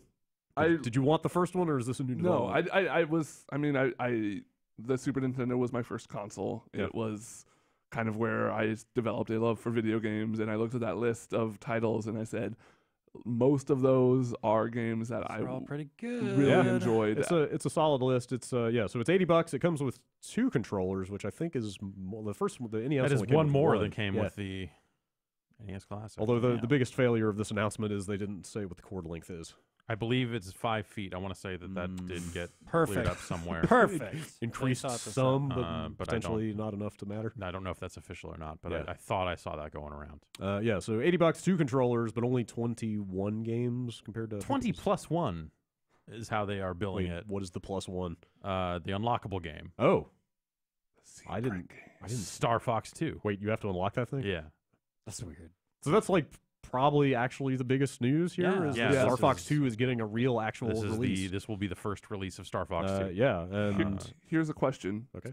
Does that qualify for Game of Absolutely. the Year 100%. 2017? Yeah. that's That a new that is a 2017 2017 game. release. Okay. Yeah. All That right. is a 2017 release. Okay. I thought I had always, because there's a ROM out there of Star Fox 2. Like, Yeah, I guess there a has couple been of them, for years, and I was always under the impression that was just the game. But like, Yeah, no. sounds like that there's was a lot of- prototype. Yeah. And a which- lot of work had to be done to that to make it work Okay, the way it does. So like they couldn't just put that out. right, Or if they did, that would be someone else's work. right, or that and they would also be putting out. and also more to the point, like nobody outside Nintendo has seen like the full proper actual Star Fox 2 to date. It was whatever that prototype was. Right. Yeah. Well, I Um, guess like it's the question then is like, well, because like over the years, I think 2 versions of Star Fox 2 leaked out. There was there's that version which a lot of ROM hackers had to kind of like fix it and string it together into a complete game that you could finish, and some of this other stuff that was not there in that prototype, or it was all there, it just wasn't connected up, right? So and I guess there's an earlier alpha that has multiplayer in it. yeah. That then got cut at some point. So those are the 2 versions that are out there. I want to say that they damn near finished They that did. game. So I looked that up. They 100% finished it. Okay, Like it was yeah. ready to ship. Yeah. Like I was checking in on Dylan Cuthbert was Yeah. drinking heavily, Okay. Yeah. according to his Twitter, because he was the programmer Right. on the Star Yeah. Fox games, and this thing's finally coming out. But yeah, like it was 100% finished, and they canned it because the N64 was coming out, Yeah. and they didn't want it to compete with that. So like it is a complete game from the era, Cool. which they are now putting out. Like it's kind of amazing. Yeah. That's really cool that they're able to do that, because I played that game when they showed it at CES in like '95 or whatever it was. Like they had a whole setup for it. That and, first like, levels were really fucking cool. I Yeah, it's saw, a neat fucking game. And John Riccardi from 8.4, who Yeah. we had on the E3 show, posted a video on Twitter this morning from I guess that same CES Yeah. where he said it was the full game on the floor, so he played through the entire thing right that there. was that was definitely like those days. You got builds of games, and sometimes they were finished, and sometimes they were not, and you could definitely sit down and finish a fucking game. Yeah. Also, those routes, as I understand it, in Star Fox 2 were not that long, so yeah, very doable. That's kind of awesome. I would not have expected something like that out of Nintendo. Here's the full list of games. Contra 3, That's a good game. Good. Donkey Kong Country, It's a Nope. bad Good game. game. Nope. It's a bad game. Earthbound, Sure. Great game. I guess. Final Fantasy 3, Yes. Great game. Sure. great game. F-Zero, Yes. Yeah. Yeah. That's all right. Kirby That's good. Superstar, Amazing. Yeah, Kirby's Dream Course. Hell, now you're Yeah. talking. Good. I could not tell you the difference. That's That's the golf game. Oh, Right. that okay. Yeah. All right, sold. Zelda: Link to the Past, Now Oh, you're yeah. talking. Mega Man X, Yep. Mhm. No. X2 is better. Secret of Mana, Okay. Yeah, not my thing. Star Fox and Star Fox 2. Yeah. It's fascinating. Star Fox 1 is hard to go back to. Star Fox 2, I That bet. Corneria song from the first level is one of the best video Yeah. game songs Okay, ever no, made. I'm with you on that, but And the I same would love to time- boot it up and play that first level and hear the song. And so then not play that it will anymore. that's what you will have to do to unlock Star Oh, Fox 2 great. is beat the first level of Star Fox 1. So Perfect. That's actually perfect. There you go. Street Fighter 2 Turbo. Yep. Interesting. That's Okay. Not super, Not not super, super turbo. Isn't it a different territory getting super? so I believe I've got Europe the or- Europe list is the same. I've got the Japanese list, which we can look Okay. at. Let's here. go through the US list Yeah, here. let's finish and this then, list first. That's the one though. Fuck Super. I guess no. so. Just turbo. No. Wait, you disagree? Yeah, I Really? totally disagree. Even I mean, on- I- even- I even love on the Super SNES? Turbo. Yeah, like that's what I played the most was Super. I definitely It's played unbalanced. way more turbo than I Super. played yeah. more turbo as well. Sorry. How was the Super Turbo port on SNES? Like, were they kind of There is There no was Super no- Turbo. Wait, yeah. are you really? Yeah. Oh, that's right. They only did Super. Yeah. And then then, Super like, Turbo was like 3DO only on was the like a- 3DO. Right. Yes, Yeah. that's right. Okay. That cool 6-button controller. It's like Yeah. tilted a little bit. Yeah, Pretty right. Rad. Like Super, not amazing, right? I remember being disappointed when Super like, came out. Didn't 'cause, they like, kind of need Super Turbo to fix the announcer sucked. Yeah, the yeah, scan that was announcer super was slow. terrible. Yeah. Like it was just like going from Turbo to Super for me. Like we went to, I remember driving to Fisherman's Wharf because we heard they had Super there. and walking in there and watching people play it, and you're like, is there like a turbo setting? We turned it, like, what the fuck is going on? And being really bummed out. And they were still figuring it out back then. Yeah. They didn't know. You can't go backwards. Super Castlevania IV. I don't. That's one of those early SNES games that is like slowdown laden, right? Yeah, it's got a lot of problems with that. Like I love that game as like this weird Mode 7 showcase. Just like cram as many different effects as we can into these levels. Super Ghouls and Ghosts. Yeah, that game is borderline broken. Yeah. Oh yeah. Yeah. In terms of just like slowdown and stuff like that. I remember that game being like kind of fucked. Yeah. It's very fun. But also, like, I love it. Like it, yeah, that like Ghouls and Ghosts is a good fucking game. Yeah. So Super Mario Kart. Okay. Super Mario RPG. yeah, Hell yeah. Super Mario World. Okay. One of the best games ever made. Yeah. Super Metroid. Yeah. There you go. Good. Super Punch Out. Yes. Yeah, that's a great game. Yoshi's Island. Good. It's like saving it for the end. And you're going like, oh, by the way, here's some hot trash at the bottom. Here's all these super games, and then this not. Hey, that's one of the top 15 Mario games ever made. Okay, yeah, I'll co-sign that for sure. Not me, man. I can get on board with that. I'm kind of bummed to see that the number dropped because there are some more games I would like to see in this list. Yeah, but like I don't know why they didn't. Price stick with goes 30. up. Yeah, it's more expensive with fewer games. Like, I mean, longer and more fleshed out games. yes, but the like act of getting them onto this emulation box is It's not harder. like it's not like governed by the length of the game. I would, obviously I would assume whatever deal making had to take place is the hard part. Trying to think, like, Like, there's definitely games on there that I would want, but as far as like a catalog that showcases the highs of the Super Nintendo, that's a good list. That's a good on. list. I mean, I don't necessarily want to play Chrono Trigger again, but it would be nice if that was in there because it's so beloved. ActRaiser. ActRaiser would be a good addition. Yep. Yeah. Trying to think. Half of me is really hopes that Nintendo doesn't fuck this one up like they did with the NES one, making it impossible to find outside of a scalper. So, But the other part of me knows that they I've won't. got not great news for you. Yeah, They did say they will be producing them in much greater quantity. okay. But they also said this is for this year only. Great. Yeah. So, like, I assume they're basically going to dump a bunch of them on the market this holiday, and that'll be it. Yeah. And you can already go on eBay and pay like $500 to people saying like, "We will guarantee you one." That's crazy. No matter what happens. Best Buy set up their like search listing and stuff, so you can kind of get alerts from them. Yeah. Yeah, I don't know. I feel like there are like maybe half the games on that list are games I would feel like that I feel strongly about. Yeah, there's a handful that are just kind of like, eh. And if you look at what some of those cartridges cost to get, like this is Like actually Earthbound? yeah, like Earthbound specifically. Like this is a cheaper way than that. Assuming the emulation is good, there was some stuff on the NES Classic that was not. Yeah, like some perfect. sound was not there, right? Which is kinda- crazy because that's not a console you think of as like one that's hard to emulate. Right. Well, yeah, there are tricky things on the NES, but none of those games are. I'm trying to think. Very few of those games were tricky. There are games on this list that actually. I mean, the Star Fox games with their like math coprocessor chip or whatever, the Super FX stuff. The Contra had a lot of weird, like crazy Mode 7 stuff. It'll be interesting to see how they like when they were zooming in on the top-down maps. Right. I want to say Mega Man X has is that an SA1 or something in there? There's like the one. It might be X2, but there's like some hardware in some of those Mega Man X games. Was that that were like copy protection, or was that actually? No, it was additional like. I want to say it was like graphics compression stuff. Weird. So they could store more in less and have it decompress on the fly. Huh.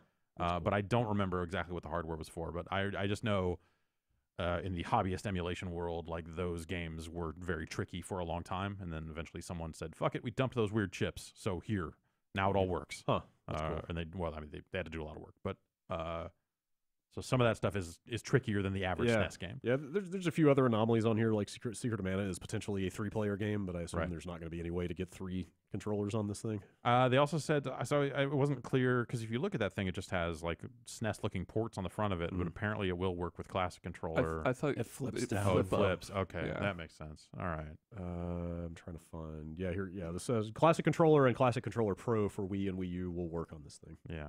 That's cool. So you can use those. And I saw that there was definitely some controversy about the buttons Like, are they concave, Oh, convex? they're not no scoop. Like, it's hard to like Two of the them are scooped, images. right? Let me see if I can. Two The of them are images supposed to be don't make it scooped. clear. Two are supposed to be, Yeah. but the images like are not clear. But only on the US one. Yeah, Ooh, it's hard to say. right. Yeah, they kind of look. It's hard. I don't know. I hope they scoop. I like a good scoop. yeah. I like 2 scoops. I like a nice scoop. Yeah, Yes. 1 scoop, 2 scoop. So Japan, in addition to getting the far superior like console Famicom. housing design. You know, look, man, Ah, come on, that thing looks so awesome. No. I like the controller colors on the buttons, Ah, yes, which yes. you'll get with the European version That's a as big part of well, it. I think. Oh, they even got the box. They even got that incredible box Oh, design. yeah. That's a oh good yeah, box. that's yeah.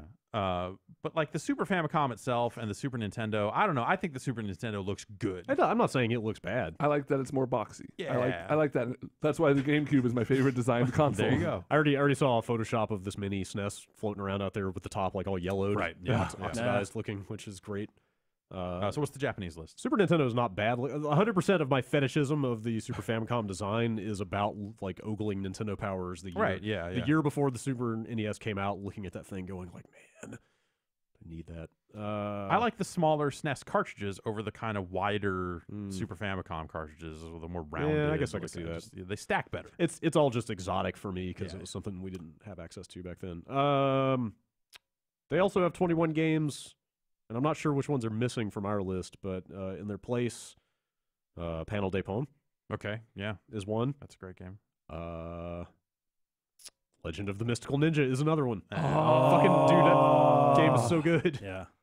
I mean, I'm not sure if it's actually good, but it's good. It's good. Yeah, It's a I like the prequel to 64. another one of the best games I ever made. I remember it being good. What game?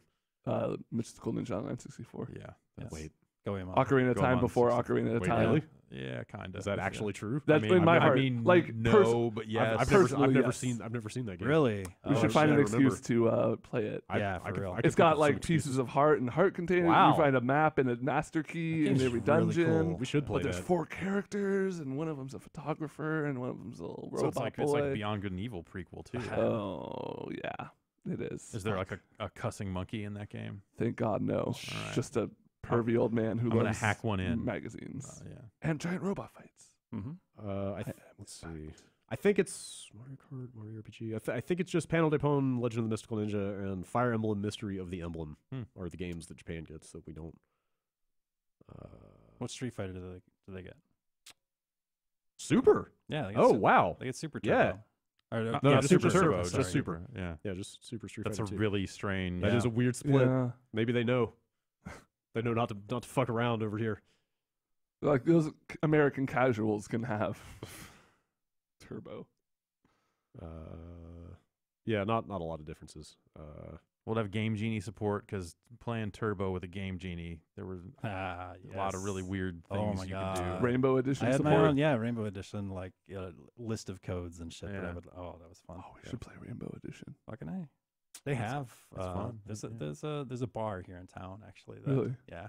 Went to. It was just like it was a Chinese restaurant. We watched the Super Bowl there of all places, and yeah, they had a multicade there, and they had specific Rainbow Editions for Street Fighter. I think that's everything there is to know about this thing. Yeah, out September 29th. What's the state of like hacking the NES one at this point? Does It's anybody ever fucking wide the fuck open, like man. kind of do anything you can- want with it, right? Like people are installing like RetroArch on that thing. I want to say, and like emulating other things. And, like it's weird. This says that thing had a 1.2 gigahertz quad core ARM Cortex A7. Okay. Which I think is kind of like similar to like the newest Raspberry Pis, so that's probably like Yeah, pretty capable, it's right? in that range. Yeah. Yeah, I feel like people were playing N64 games on those things. Wow. Like not like well, but but Yeah. like getting there. Huh. Yeah, I'll be curious to see if this is just kind of the same hardware. I wouldn't be surprised if it was just the same Yes, exact thing. that is entirely possible. So I want to know, is it worth it to do one of these for the N64? I don't know. I saw some people talking about that on Like, Twitter yesterday. I would you, don't would you think so. have half the game count one more than Yeah, I like all right, guess. 10 games? We've got Diddy Kong Racing, Okay. and that's it. I'm out. I think the biggest problem is just how well those games hold up or don't. Yeah, I don't know. Yeah, that's I mean, yeah.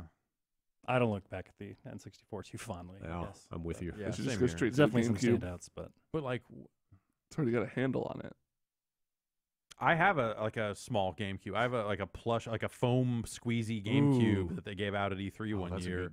That is like pretty small, and it's pretty amazing. That's pretty good. They make Raspberry Pi cases, like an old a NES. Okay. Complete with flip top, so you can put SD That's neat. stuff in there. Yeah. It's super cool. And your squishy GameCube is way better than my rainbow-colored Project Nuon Slinky. Oh, I don't know. That does sound pretty amazing. It's been on my desk for 15 years. Yeah. We should bring some of our dumb old E3 swag in. I've got my fucking plush Bubsy. Nice.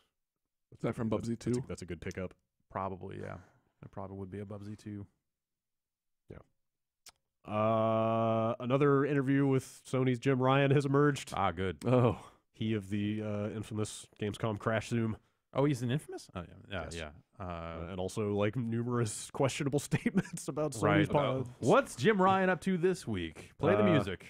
No? No? Oh. All right. Jim Ryan, quote of the week. Jim Ryan. This was on I think gamesindustry.biz ran this interview Mhm. where they kind of didn't quite take him to task, but they definitely pointed out that indie games have been pretty conspicuously absent from Sony's E3 stuff the last couple of years. All right, so here's the answer I would give. Yeah. Indie games are incredibly important to us, and as you've seen at shows like the PlayStation Experience, we give them an even brighter spotlight there, where we announced X, Y, and Z, and games for the Vita as well. Like you definitely like that is the answer to that question is like, well, we announced Undertale for the Vita here in our pre-show, and also of course PSX gives us a chance to really give the nuance to these games that they deserve, as opposed to these big, flashy AAA games that, in many cases, speak for themselves. Yeah, but that's not going to make headlines, perhaps, Jeff. That's the answer I would probably try to give. Perhaps you should go run Sony Computer Entertainment Absolutely not. No, thank you. I mean, this was maybe not as bad as the crossplay stuff, but Or the backwards compatibility stuff. yeah. One of the things we have realized is that these video collages of 10 indie games shown in a minute is almost meaningless. Nobody can really learn anything about the games in that sort of time. It's almost viewed as wasted time. There was a time... There you go. That's the line I would cut from that response. Like, yes, okay, I see what you're saying. There was a time and a place in the early stages of the life of PS4 to make statements. When we needed it. It was more about making a statement that we are serious about the indies and that we are doing this and that with the indies. Skipping ahead later Doing on. this and that with the indies is a really fucked up phrase to have as your... I'm trying to find... We're popular enough that they're going to be on our platform, whether we put them on our stage or not. So fuck them. Like, it was good to talk about in 2013 and 2014. It is less relevant now. We have sold enough consoles now that whatever. That was really kind of a disappointing way to see that stuff addressed. Like on one hand, you're like, he's kind of not wrong. I mean, yeah, I'm not. He's not wrong, but like corporate messaging is a thing that matters. Also, I mean, when they have a lot of partners they work with that I bet saw that and were like, what the fucking fuck? Yeah. I disagree about like the first point more than anything else because Microsoft had their little chunk, right? And I mean, say what you will about the politics around that game, but they showed The Last Night. Yeah. And you look at that game for like 30 seconds and you're like, oh, dude, like wait a minute, that looks really fucking what is cool. Going on I think here? it was 3 years ago was the first time they showed Cuphead as part of one of those montage reels for like maybe 10 seconds. Immediately sought it out. Like, and what the fuck was that? Like within an hour, like everybody had gone and Googled like, what the fuck is the name of that game? I need to know what that is, and like nobody has ever forgotten about it since then. Like those things matter.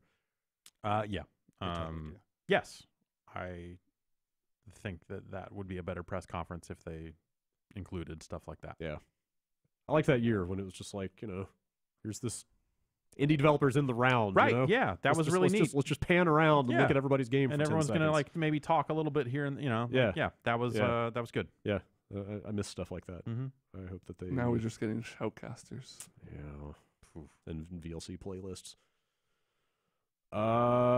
Let's see. Call of Duty Modern Warfare Remastered is finally coming out by itself. Yeah, all by its lonesome. You don't have to buy Infinite Warfare to get it anymore.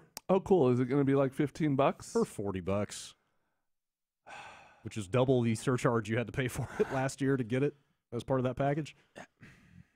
Or what if you were buying it just to play that, and Infinite Warfare was the tacked on thing, or the zombie mode was the tacked on thing? That's also fair. Yeah, you could probably split that money different ways depending on what you're interested in. But it was $80 to get the edition of Infinite Warfare that had that thing in it, right.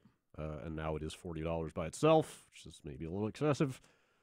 Well, I guess, okay, if it was $80 to get that, then wouldn't you look at it as like, well, it was $40 for that and $40 for Infinite Warfare? Ooh, what a hot savings. Yeah, I guess. It's right? Very Yeah, this is fucked, man. Not very kind to Infinite Warfare. It's, like, that's not...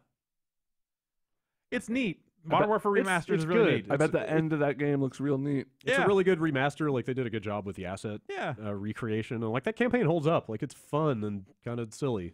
I envision them probably looking at this and going like, well, we have to, like, because they protect price in a way that, like, most publishers and franchises don't. They're up there with, like, Nintendo. Right. Like, the Call of Duty games go on sale during these sales occasionally, but, like... It's like $10 off or something. Last year's Call of Duty game is probably still $60. The one before that might be $40 now.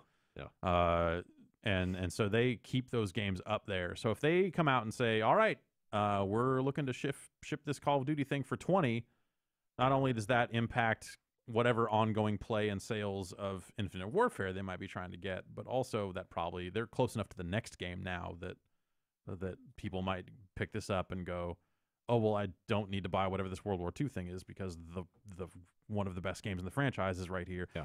Also, they added like microtransactions and new weapons and stuff to that game after the fact that like is kind of a bummer. And there's a $15 map pack. Out for it on top of the $40. Yeah. That's a weird product to sell at that price. And then they also put out like fucking Black Ops 3 DLC. Just like 2 weeks, like the Zombie Chronicles, like a new $30 piece of DLC for not the current year's Call of Duty game. What does that say about the player base of the most recent Call of Duty?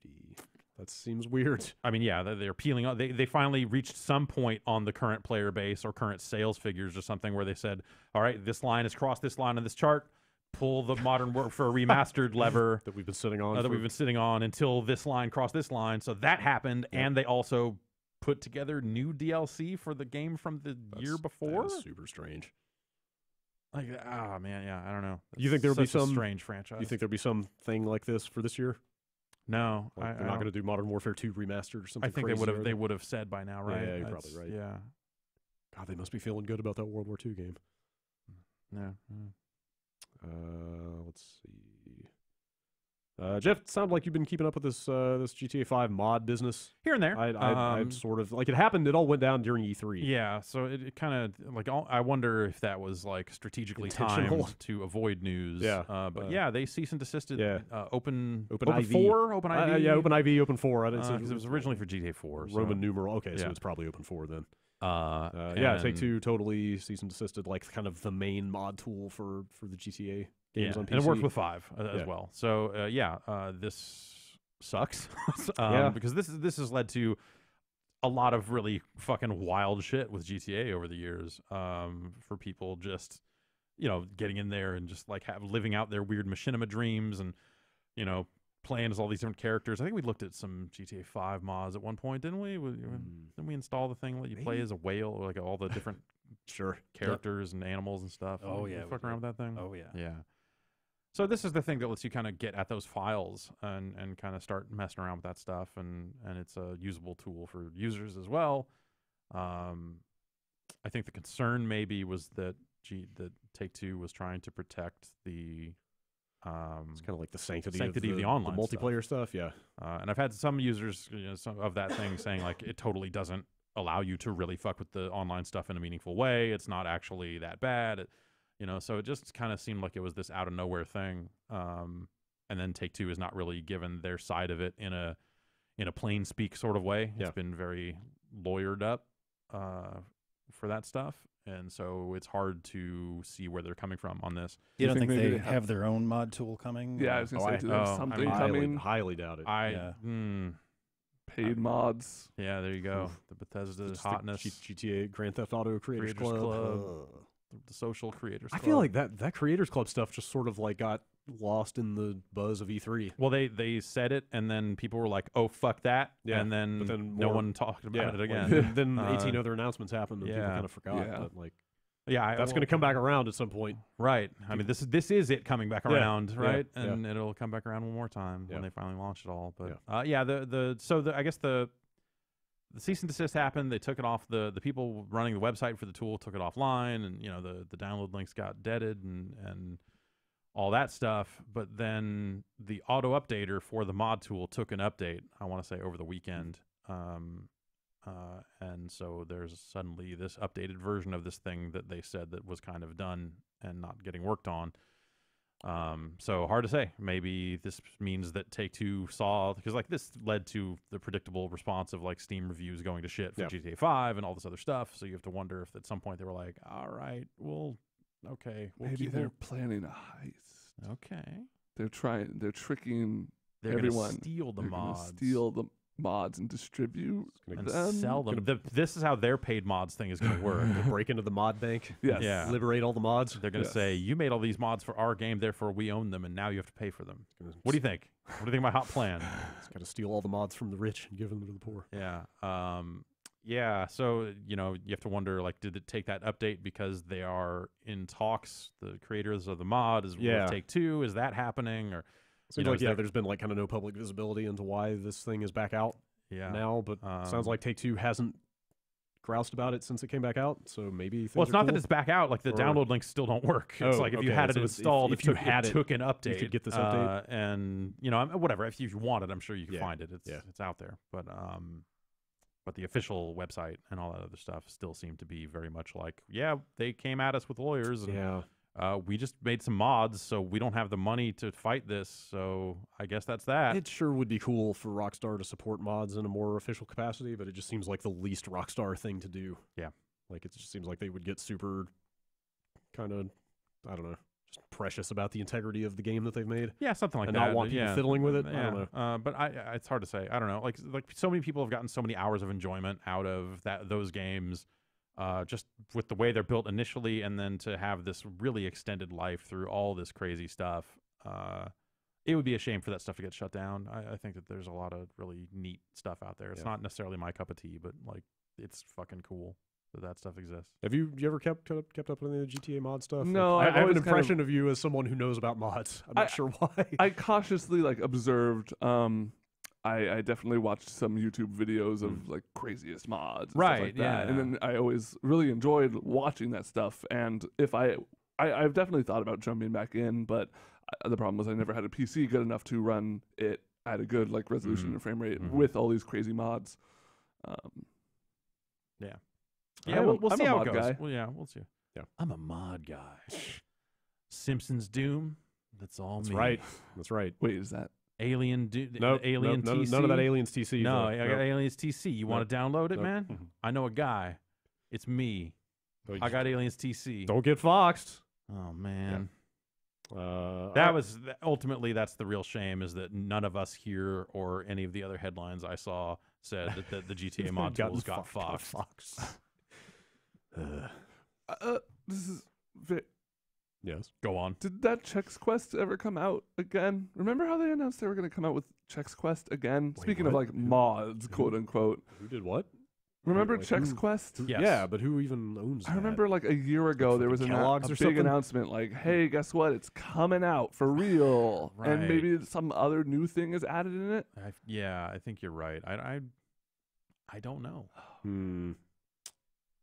I have a CD. I have a CD copy of an official, real copy of Chex Quest. You should bring that in. I can't tell who owns Chex Quest at this point. I feel like every 18 months or so we end up playing Chex Quest Yeah, on that stream, does- so we're probably about due. That does seem to happen quite a bit. We'll install Zandronum. MyAbandonware.com seems to think that Chex Quest is abandonware.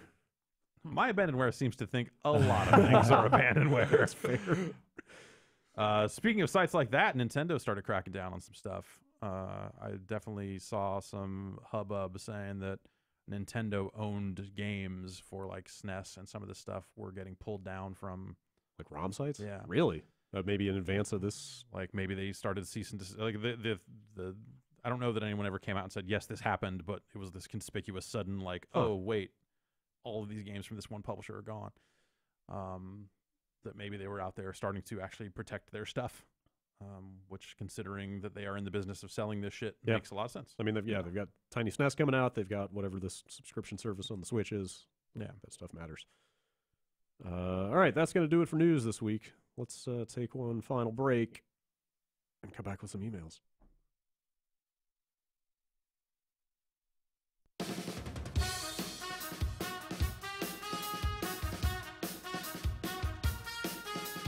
All right, you're already on board with not having to leave the house to get things. That's right. You got I'm almost there. Yeah, you're really close. You got razors coming to your door. You got mattresses coming to your door every week. A new Food. mattress, food coming to your door. All this other stuff. But most people still have to leave their house to get a car. Yeah. What if Hate that. What if you didn't have to? Like every Right? week, I got to go down to the dealership, Well, look, get another car. the time is now Yeah. for getting a car. Carvana is here Okay. to help you. Remember the last time you bought a car? Yeah, it was like yesterday. Yeah, was it a good experience? Not so much. The guy's hair was slicked back. Exactly. You got to haggle with a salesperson. That's not good. It smelled like menthol. Yeah, it takes hours. That's not fun. It sucks, in fact. Yeah. But some people think that's just the reality of car buying. It doesn't have to be. There's Carvana, the nation's leading online car company. You can buy a car online from over 7,000 certified company-owned cars. Wow. And you can have it delivered to you as soon as the next day. Wow. Or if you're out and about. The car drives. The car drives. Like you don't even need a separate delivery vehicle. Yeah. The car itself is the delivery mechanism. I would assume so. They might bring it to you on a truck. I don't know. Wow. That might be You want people out there putting miles on your car? That's true. I don't know.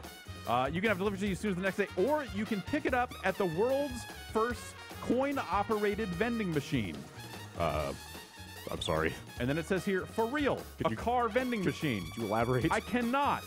There is no additional information here in the additional information. Really all you need to know. The car comes with a 7-day return policy, so if it doesn't fit for you, you can return it for a refund. Back in the vending machine. That's throw it back in the vending machine. Shove it back in there. That's way better than a 15-minute test drive. No salespeople, so you don't have to pay for them either. That means you get some serious savings on these vehicles. Yeah. Skip the dealership and buy a car online. Check out Carvana.com/bombcast. That's BOMBCAST. To learn more, it's the new way to buy a car. Vroom vroom.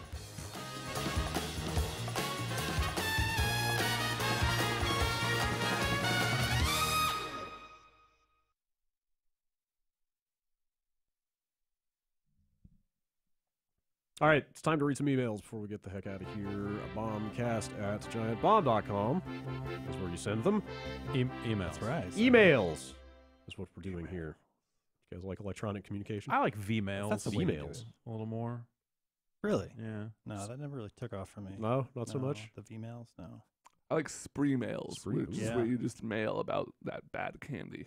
Yeah. Oh, that's spree's not that. I thought maybe you would mail spree to people and go like, here you go, fucker. Haha, you have to Yeah. eat this. You got spreed. I guess spree's kind of like an off-brand I'm gonna Smarties, spree right? on you. Wouldn't you say? Ew.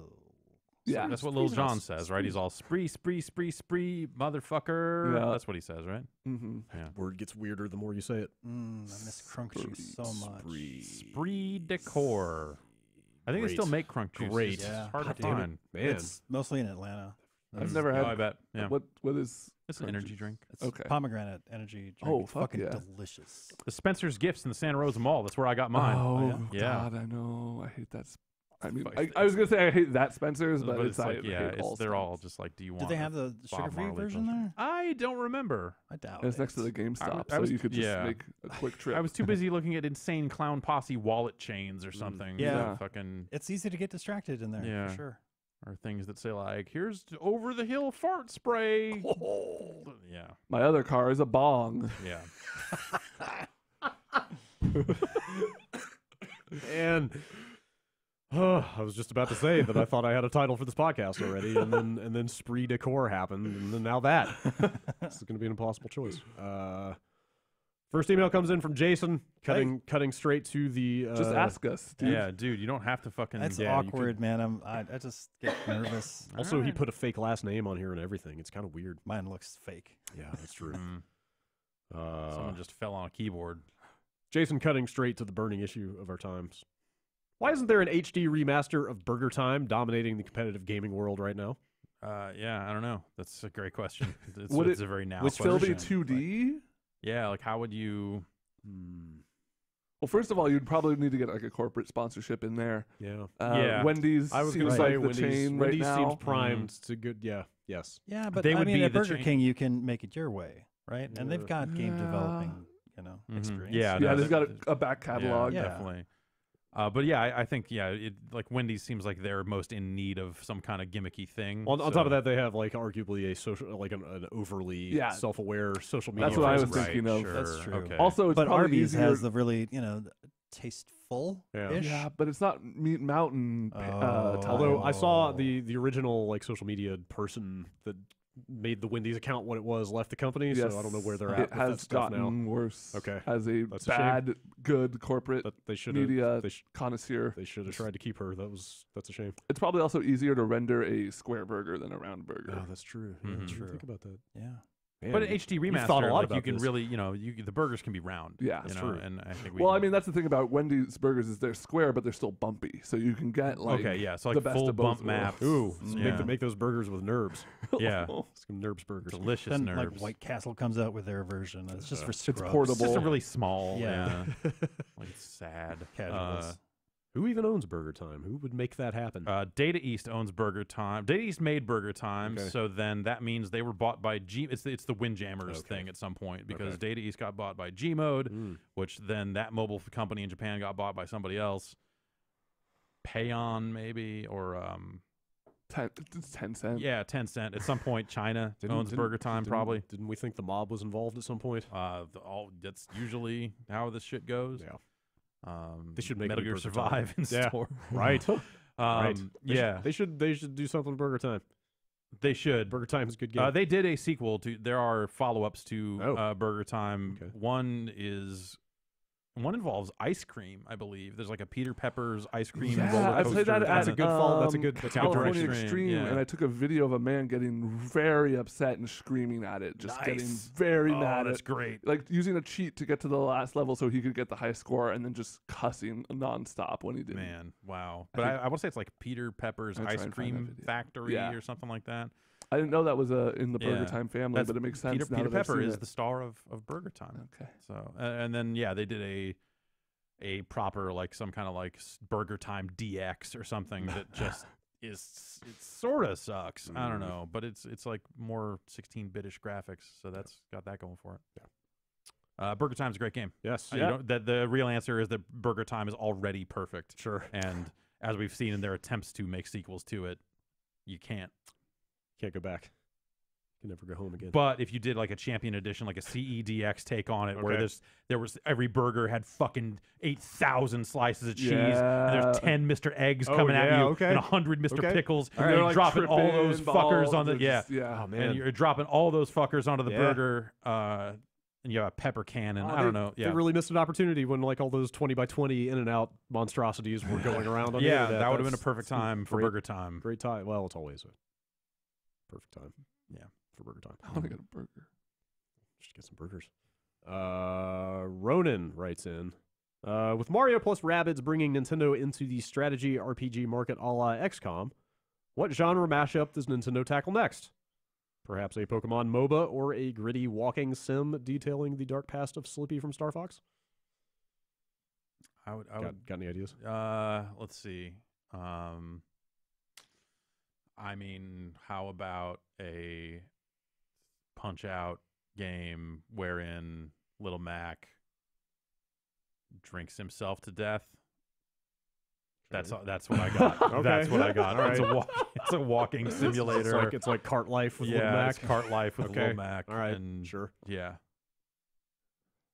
Papers, please, Paper, for the please. mushroom. Yeah, Pendant. I was All right, about that's to not say bad. Papers, Please for Hyrule, but That's not yes. bad. That's not bad. All right, hear me out. I'm going to get Mario and his friends. Okay. I'm going to put them in go-karts.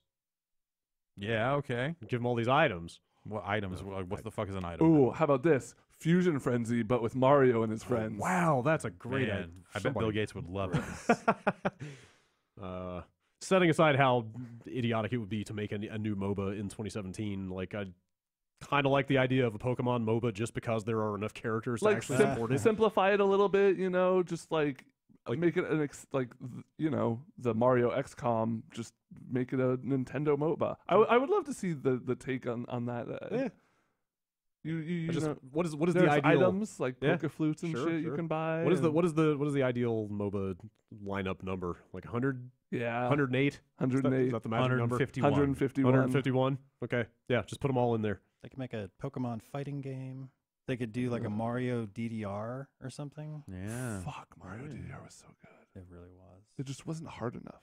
This like a Pokemon Snap in a ghost house with booze. Make it real spooky. Ah, Yeah. That'd be fucked up. Amnesia style Luigi's Mansion. Yeah. A machine for Goombas. That's not bad. Colton writes in about OG Xbox. With the announcement that original Xbox games are coming to Xbox One, I had to ask, what are your must-play games from this platform you would like to see come to backwards compatibility? The original Xbox was my very first console. I got it in my early teens because my mom would not allow games at a younger age, so I am firmly nostalgic for it. But I keep thinking of how few games I played for it strictly due to the cost and not having a job. What are some games I need to play that I might have missed? Jet Set Radio Future. Mm-hmm. Yeah, That'd be the only one I got. That's pretty good. Gun Valkyrie, maybe. I don't know. What about There's Gun? Gun. There you go. I am fond of Crimson Skies. I'm pretty. Yeah, excited Crimson about Skies, that. yeah, obviously That was a they good announced choice that for one. them to Yeah, show. totally. But that's probably about as good as you're going to do for like a feel-good. I like Mech Assault cult Yep. hit. and Mech Assault 2. Yep. Which but, one do you like But better? at some point, 2 had a lot of like fell off better on that one. ideas, but it was like a little less sound as a Yeah. game. I Are think. both of those games like totally dependent on having functional Yes, multiplayer that's to the be any problem, good? is that the Okay. in Crimson Skies, I think the big thing also is like, yo, you should play it on the internet. Eh. So, right? I mean, I'm not. it had a I'm not sure. campaign, right? Yeah, it totally did. Yeah, I'm Um, not sure that it's necessary. but- Yeah, but when I think about Xbox, the original Xbox, and the thing that made it cool is it was when they added Xbox Live to it, Yeah. and you started getting online and having that all built right in. Yeah. Real good version of PSO on there. Yep. Yeah. Which they would never. That would never come to backwards compatibility for a ton of reasons. Yeah. Yeah. Do you think they'll do a lot of or any third-party stuff like Gun? I mean, Gun was Oh, on like yeah, every yeah. platform out I at mean, the time. no, Like, like if you're asking me, will they do Gun? not No, not that they game in won't, but particular, but like games that were across everything. You know, I like think- there's also a PS2 version Right. of most of those games. I think and you could GameCube. see this being used the same way that you saw some of the 360 stuff happening, where like, hey, we're announcing Fallout 4, and if you pre-order, you will get, the Fallout 3, Right. New Vegas, like that stuff. Here's the Xbox version of Morrowind. Right, yeah. Maybe, So like, maybe, I when don't it know. comes time to sell some new Elder Scrolls shit, if they were like, and we'll throw in a copy of Morrowind for the Xbox, like, Right. why not? Yeah, yeah, sure. So I could see it being used that way. I'm just like trying to think like how many cases of that are there. Yeah. Maybe not enough. Yeah. You could do you could do Call of Duty Big Red 1 or something. Wait, was that on the? I thought that was. Yeah, you're right. Yeah, that was that period. Yeah. Time. Halo. What's that? Huh. No, actually, I don't know. I think we I don't talked know about what it that last is. week, but I would totally not be surprised if they don't do that because they're selling a version of that for Xbox One. I think they have to. Yeah, you're I probably think right. they have You're to probably do right. that. I would like to see Ninja Gaiden. Yeah. Or I guess Ninja Gaiden Black is Black. probably the best version. That's Is probably Black the best version? I think but that was not kind like of the remix, Sigma- like yeah. had like new camera options and shit right. like that.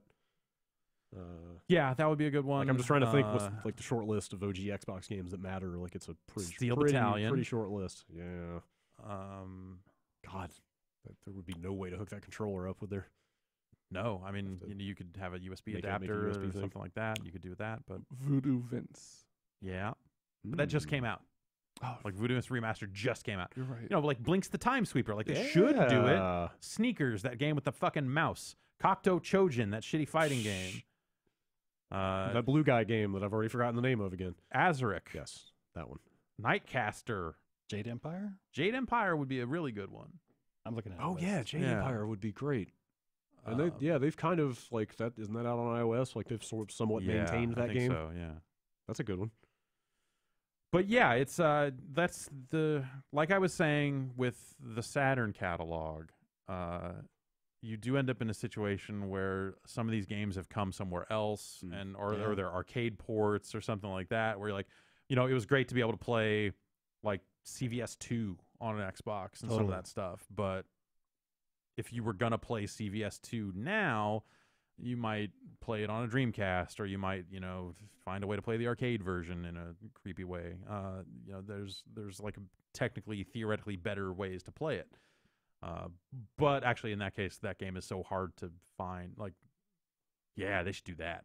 CVS2? CVS2. I mean, you can get it on digitally on PSN. For Oh, really? PS3, yeah. Did they? Okay, all right. I want to say Well, the shit. input lag is real bad, but I feel like, yeah, It's all, out all there. those PS2, PS4 games Not are great. like that, aren't they? Like input lag and kind of fucked up.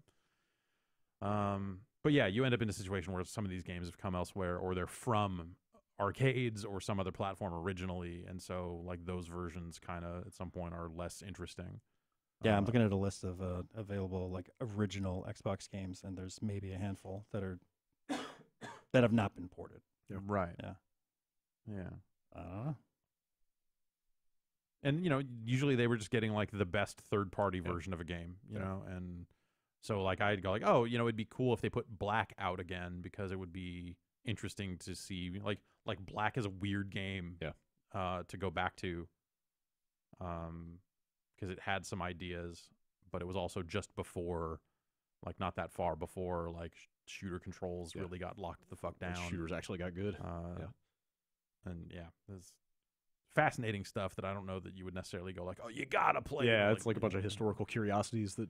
Like Burnout 3, that'd be great. Yeah. That'd be a great one. Sure.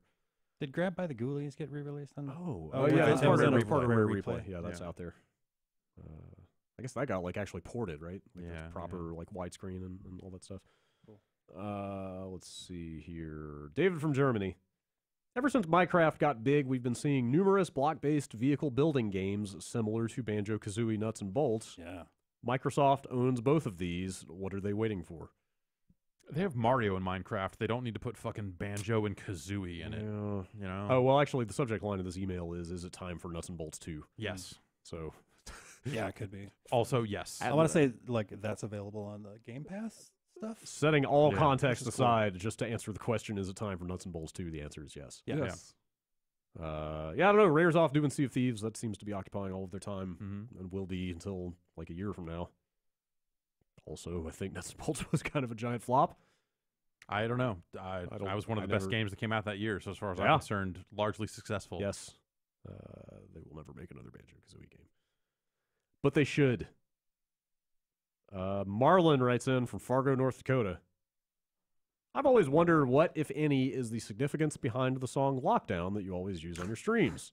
It's good. Is it just Yeah. a dope song and you ran with it? Is the artist a buddy of yours? I've always been curious.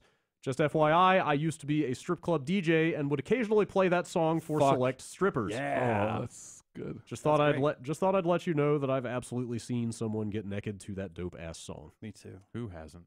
Myself in the mirror. eh. That doesn't seem like a good stripping song. No? Like the Yeah, tempo no, I of guess it so. Yeah, doesn't- there's no real beat I there. feel like that's one of the ones where like you have to design your routine around it. You Yeah. can't incorporate spend a some new time Yeah. routine thinking about like- it. Yeah. maybe wear some kind of like police uniform Yeah. kind of get up or something. Probably, yeah. I could see that maybe. Yeah, it's not a great stripping song. Yeah, I don't Mm. know. Hmm. Yeah. Mm. Story behind it? I don't fucking know. Yeah. We're good friends with Jim Lockdown, who wrote and performed Lockdown. Shit just takes off. Like the break music that we have for like the podcast, I think that's the only time that we've ever kind of curated, like, you know, picked out some hits. And we've seen people like really digging on like Houseboat and shit like that. So Houseboat's there's not bad. Houseboat's good. Houseboat is probably my actual favorite. real good songs. Yeah. A lot of quality material on Audio Network. But yeah, I've like been getting Lockdown in took there. off to the point where it's just like, okay, we need to just, it's E3 only. It's kind of overwhelming. There's like I think there's like a 5-digit number of songs on that thing. Yeah. If I Like, remember it's- correctly, there was one time specifically where it was being played on a loop.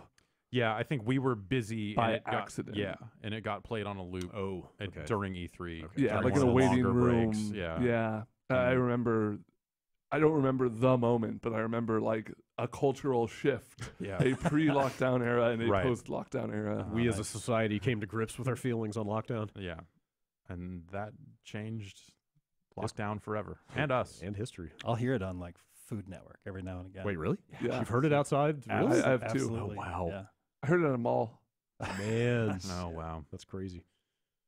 I wonder if people that put stuff on Audio Network, could they also peddle that stuff to other similar services? I don't wonder know if there's some Audio Network is exclusive- exclusive Yeah. or what, but you know, it's Yeah. a royalty-free music service. Yeah. There are only a handful of them, and you know, everyone needs one. Yeah. That stuff's Literally, all- every citizen needs their own audio license, like royalty-free yeah. network. That stuff's always so weird to me. Like, what was it? Was it Saints Row the Third that used like their garage music? Like, Yeah, also it was like on an ESPN NBA, or something like like a that. Yeah. TNT, NBA on Yeah, TNT that's- ad or something that had that. That stuff is so weird. Yeah. Josh from Niles, Michigan. I want it, Oh, and then God. Lockdown is also in the over the end credits of fucking 100-foot robot golf. Yeah. Right. I remember there was a song in City of Heroes, the intro to the fucking title card or something like that, and it was ingrained in my brain because I played a shitload of City of Heroes. But I saw that in the beginning of a porn movie. Nice. I heard the same fucking tune, and I'm like, no, Nice. you just ruined me. Excellent. This just got way hotter. Yeah. Josh from Michigan says, instead of writing an E3 email like the trillions of other people writing in this week, I thought I'd ask you guys about a different topic, movies. E2. Specifically, have you ever walked out of a movie? If so, what movie and why? If not, is there a movie that you wish you could go back in time and walk out on? Thanks. I only have two. No is the answer to the question, but I have two close ones. One was Smoking Aces, which I feel like now I would appreciate a little more. I was just not into that very over-the-top style of movie at the time. And then I fell asleep during Tim Burton's Alice in Wonderland. Okay. And I feel like if I didn't fall asleep, I would have walked Gotten out. the hell out of there. Yes. I was with a friend and we went to go see Mortal Kombat Armageddon, the second Mortal The Kombat second movie. one, Yeah. Yes. I was. Uh, I. And Well, he walked out of that. I'll let you. Yes. Okay. Yeah. I was gonna say. I rented that on VHS, but if I had gone to the theater, like I might have walked out because fuck, that thing is terrible. Yeah, I don't know. I was like friends with and worked in and around movie theaters and Yeah. stuff. So Yeah, there were you definitely guys- like movies I would just like walk around a movie theater and go watch 5 minutes of a But, thing. yeah, but you and- guys had such free access to movies that yeah, I don't it know was if that, just not a. I don't know if that counts. I think that broke me on. It's probably Yeah. part of why I don't see movies very much anymore. Yeah, I can't say that I've walked out of anything. Yeah, or that I've me really wanted either. to. It's just like fucking movies so expensive at this point. No It's like, shit. God damn it, I'm gonna stick this out. Yeah. I've never seen My Dog Skip in its entirety. I've seen most Okay. of probably 95% of that movie because that particular fucking reel. We had that reel for like 2 months, which is like unheard of in like the second run movie business. But that every fucking night that reel broke. Nice. It got So you'd have to sit there and fucking babysit it. babysit it. Yep, Yeah. and just turned my head away. 'cause I have couldn't stand seen probably most of the first 2 or 3 Transformers movies just by walking through my living room. Yeah, when yeah. I had a roommate who was Yeah. like high a lot, and he would watch fucking whatever, and so just through osmosis of walking through there, I was like, Are they fucking fighting a pyramid? What the man? Fuck this shit! And just walking through it, and every time I turn and look at it, just getting more and more angry at whatever the fuck I saw. Of just like Transformer Heaven. yeah, right, yes. Does it- do Of- they of actually just do like that? Yes, they go to fucking Transformer Heaven. What? Which one is just that? the stupidest shit. It's either 2 or 3. I can't remember. Huh. And they all look so fucking bad. Yeah. Like, how do you make can't follow you anything make? that's They've going made the on. Transformers look so Yeah. fucking terrible. I know it is the most old man thing to complain about, but the just modern designs of the Transformers so will fucking fucking never. I have no reverence Never stop for bumming me original- out. I have no reverence for original Transformers at all, and I think the new ones look Yeah, like I'd hot. Like fucking yeah, like stand. by comparison, like that's yes, but like on their own, just Yeah. stand alone, It's just check big- out these robots. Yeah. angles of metal. Yeah, Yeah. why are they so busy? Why is there so much shit going on there? Like, there's a way Because to Michael Bay. Yeah, I Look at guess. fucking Optimus Prime's fucking lips. Oh, What the fucking fuck, man? I went to see the Dungeons and Dragons movie, There and you go. as they're from what I remember, they start out as like normal teens and then transition into the D&D world. And during That's how their the cartoon transition, works too. Yeah. the reel burned out, but it happened in a way where it like looked like Oh, it was yeah, like, yeah. oh, this is some cool shit, and we just sat in everyone sat in the theater for a good, let's say like 2 minutes, and then we all realized it had burned out, and the guy was like, yeah, we're not giving you a refund, but you can just sit in on the next screening. And we said, no thanks, and just left. So I never saw how that movie ended. I hope they got the dragon. I feel like not giving a refund that early in the movie is like that's a pretty fucked up thing to do. Yeah, It's a really fucked up thing So to wait, do. what was the option? Just sit there and wait for them to fix it? Yeah. Okay. How long does that take? Thanks, Airport Cinema. It depends on how bad we would get brain wraps. So it would when it's going to the second spool, it would bunch up in the middle and get too tight, and then end up breaking on the first spool or something like that. So the film actually splits in half. Do you have to just like sit there and splice it back together? Or? Yeah. So and depending on like how long the run was, it could have fucking gotten mixed up somewhere, in the chain, and. Yeah, you would have to fucking unwrap that shit. Like I remember, like bringing it out into the fucking hallway sometimes just to find out where it's actually, twisted. And oh god, that shit was the worst. Sounds rough. Dan from Boston has a question. You guys, mainly Dan, mentioned at E3 that Mario goes through pipes head first when he travels through them. If he descends into one from standing on it, yet comes up from one on the other end head first, when does he turn to go head first? How do the pipes have suction? Are they like those bank pneumatic tubes that close off on both ends, or are they just magic? Do they serve any other purposes aside from holding plants? Well, these fucking headfirst pipes that are all the rage with the kids are the sideways ones in like new Super Mario 3D World or something. So horizontal pipe. Yeah. Is that what we're talking about here? So like these vertical fucking pipes, like clearly the man goes down feet first. It's true. And then comes out head first, standing the same way. What happens in between? Who can say? I believe in Rabbids they show a silhouette of him kind of rolling. Oh, really? It's a real Sonic the Hedgehog looking fucking. Finally, the truth can be told. And it's a haunting thought Yeah. of Mario rolled up into a ball like that. Also, people frequently forget you can go head first into some of those pipes. Like the upside down pipes, you go in true. head first. That's true. You're right. It happens. I wouldn't. I mean, there are other purposes to store piranha plants in. Of course. They just hang out kind of floating in there. Yeah. All right. Finally, the truth can be told. They don't need dirt, as it turns out. Those piranha plants. Yeah. Sewage. Let's see here. Velimir from Serbia writes in with a question. Jeff, maybe you've got some insight into this. This is some kind of inside baseball stuff. All right. That I don't. I love baseball. Don't 100% know. Baseball should be played outside. Yeah. It wasn't that long ago that derivative soulless games were accused of being too focus tested to target a specific gamer demographic. Focus testing has been a big part of various game successes, most notably Valve with games like Half-Life 2 and Portal being developed largely based on feedback. In recent years, though, I feel as though betas and in-game stat tracking has replaced that model of development, with multiplayer games relying almost entirely on user feedback and behind-the-scenes stats to improve. Would you happen to know if focus testing is still a big part of developing more single-player focused games? Mirror's Edge Catalyst most certainly feels like that, but do devs like Arcane or Naughty Dog have so much information and knowledge from previous games that at this point they mostly build games institutionally? I think sequels and stuff like that are a different story because they've got a track record. Like they've got a financial performance to look at and go like, well, we know this number of people are likely to be interested in what we're doing next. Yeah. And that will... serve in place of like this basic kind of stuff. But, if you're doing something new, you'll definitely have consultants in some cases. A Jeff Green-esque figure may come in to detect some hits, or you may run some focus tests to kind of get a sense of things. But yeah, I think I think today's player base is a lot more forgiving or a lot more willing to be those guinea pigs, even after a game is launched for sale. I mean, early access has proven, like look at PlayerUnknown, Battlegrounds. Sure. Like they're making changes on a regular basis and people are stoked. People are like, finally they're fixing this bug. And it's not like, oh, this game's been broken. I'm pissed. Like you have some people that are pissed about, their specific issue and stuff like that. But by and large, people are psyched when it's like, oh, they're adding in one new gun. Awesome. Finally.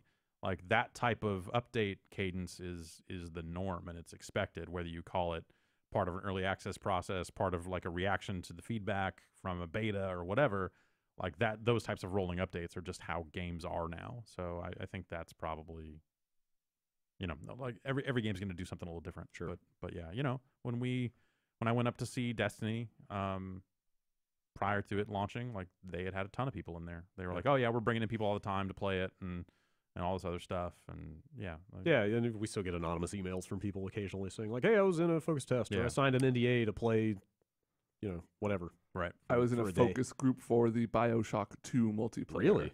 No Yes, kidding. when I was going to community college. Up in like what, San Rafael, Yeah. Nevada, something Really? like that? Yep. I was there for a week. A played- week? Yeah. Wow. It was it paid pretty well. No kidding. Me and my friends both did it.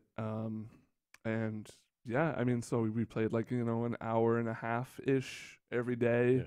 They, encouraged us to try out all so it was the BioShock 2 multiplayer where they kind of incorporated the power stuff on one hand and the gun in the other hand thing.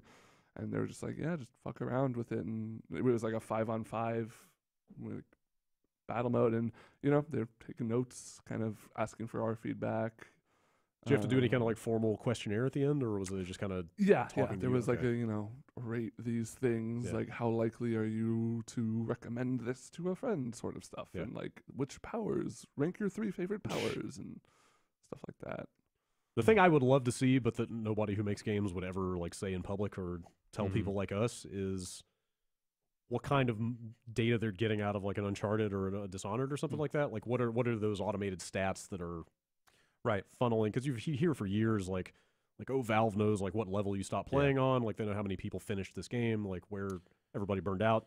Like I would love to see just like the raw dump of like, all right, I want to know like everything that you extracted from Yeah. player data on this stuff. Yeah, and how granular can you get? And that and sort like of what stuff. and what kinds of decisions you make. How do you on map those. that to demographics? Yeah. How many times did you flame your teammates for Right. So that's like a lot of EA games. I know Mass Effect certainly, like they have like, do you want to share data with? I was gonna EA, say, which is like, an opt-in, or I think it's actually an opt-out. Yeah. Now. Do they have to? Is it like legally somewhere in the required? menus? Do they have to give you an can turn that opt stuff out off, if they're yeah. tracking your stuff? I don't know what the law is around it, but Yeah. but we had someone from BioWare reach out around a little after the Mass Effect 2 release, I want to say, where they were like, "Hey, we would be very interested in seeing your achievement data." Because Huh. we were tracking achievement data at the time. Wait, which Mass Effect? 2, I Two? believe. Okay. yeah. Right. That's right. And they were like, you should really be selling this stuff because this is insight that we don't get. And I'm Wow. like, that's crazy that Microsoft doesn't provide you with this shit. Yeah. Or, because like, Yeah. we're able to put it all together. And they're like, they do, but they don't give it to us in the way we want. And, so things have changed. Yeah. And I imagine that stuff is, literally you can go look at percentages on Yeah. PS4 and see that shit right there.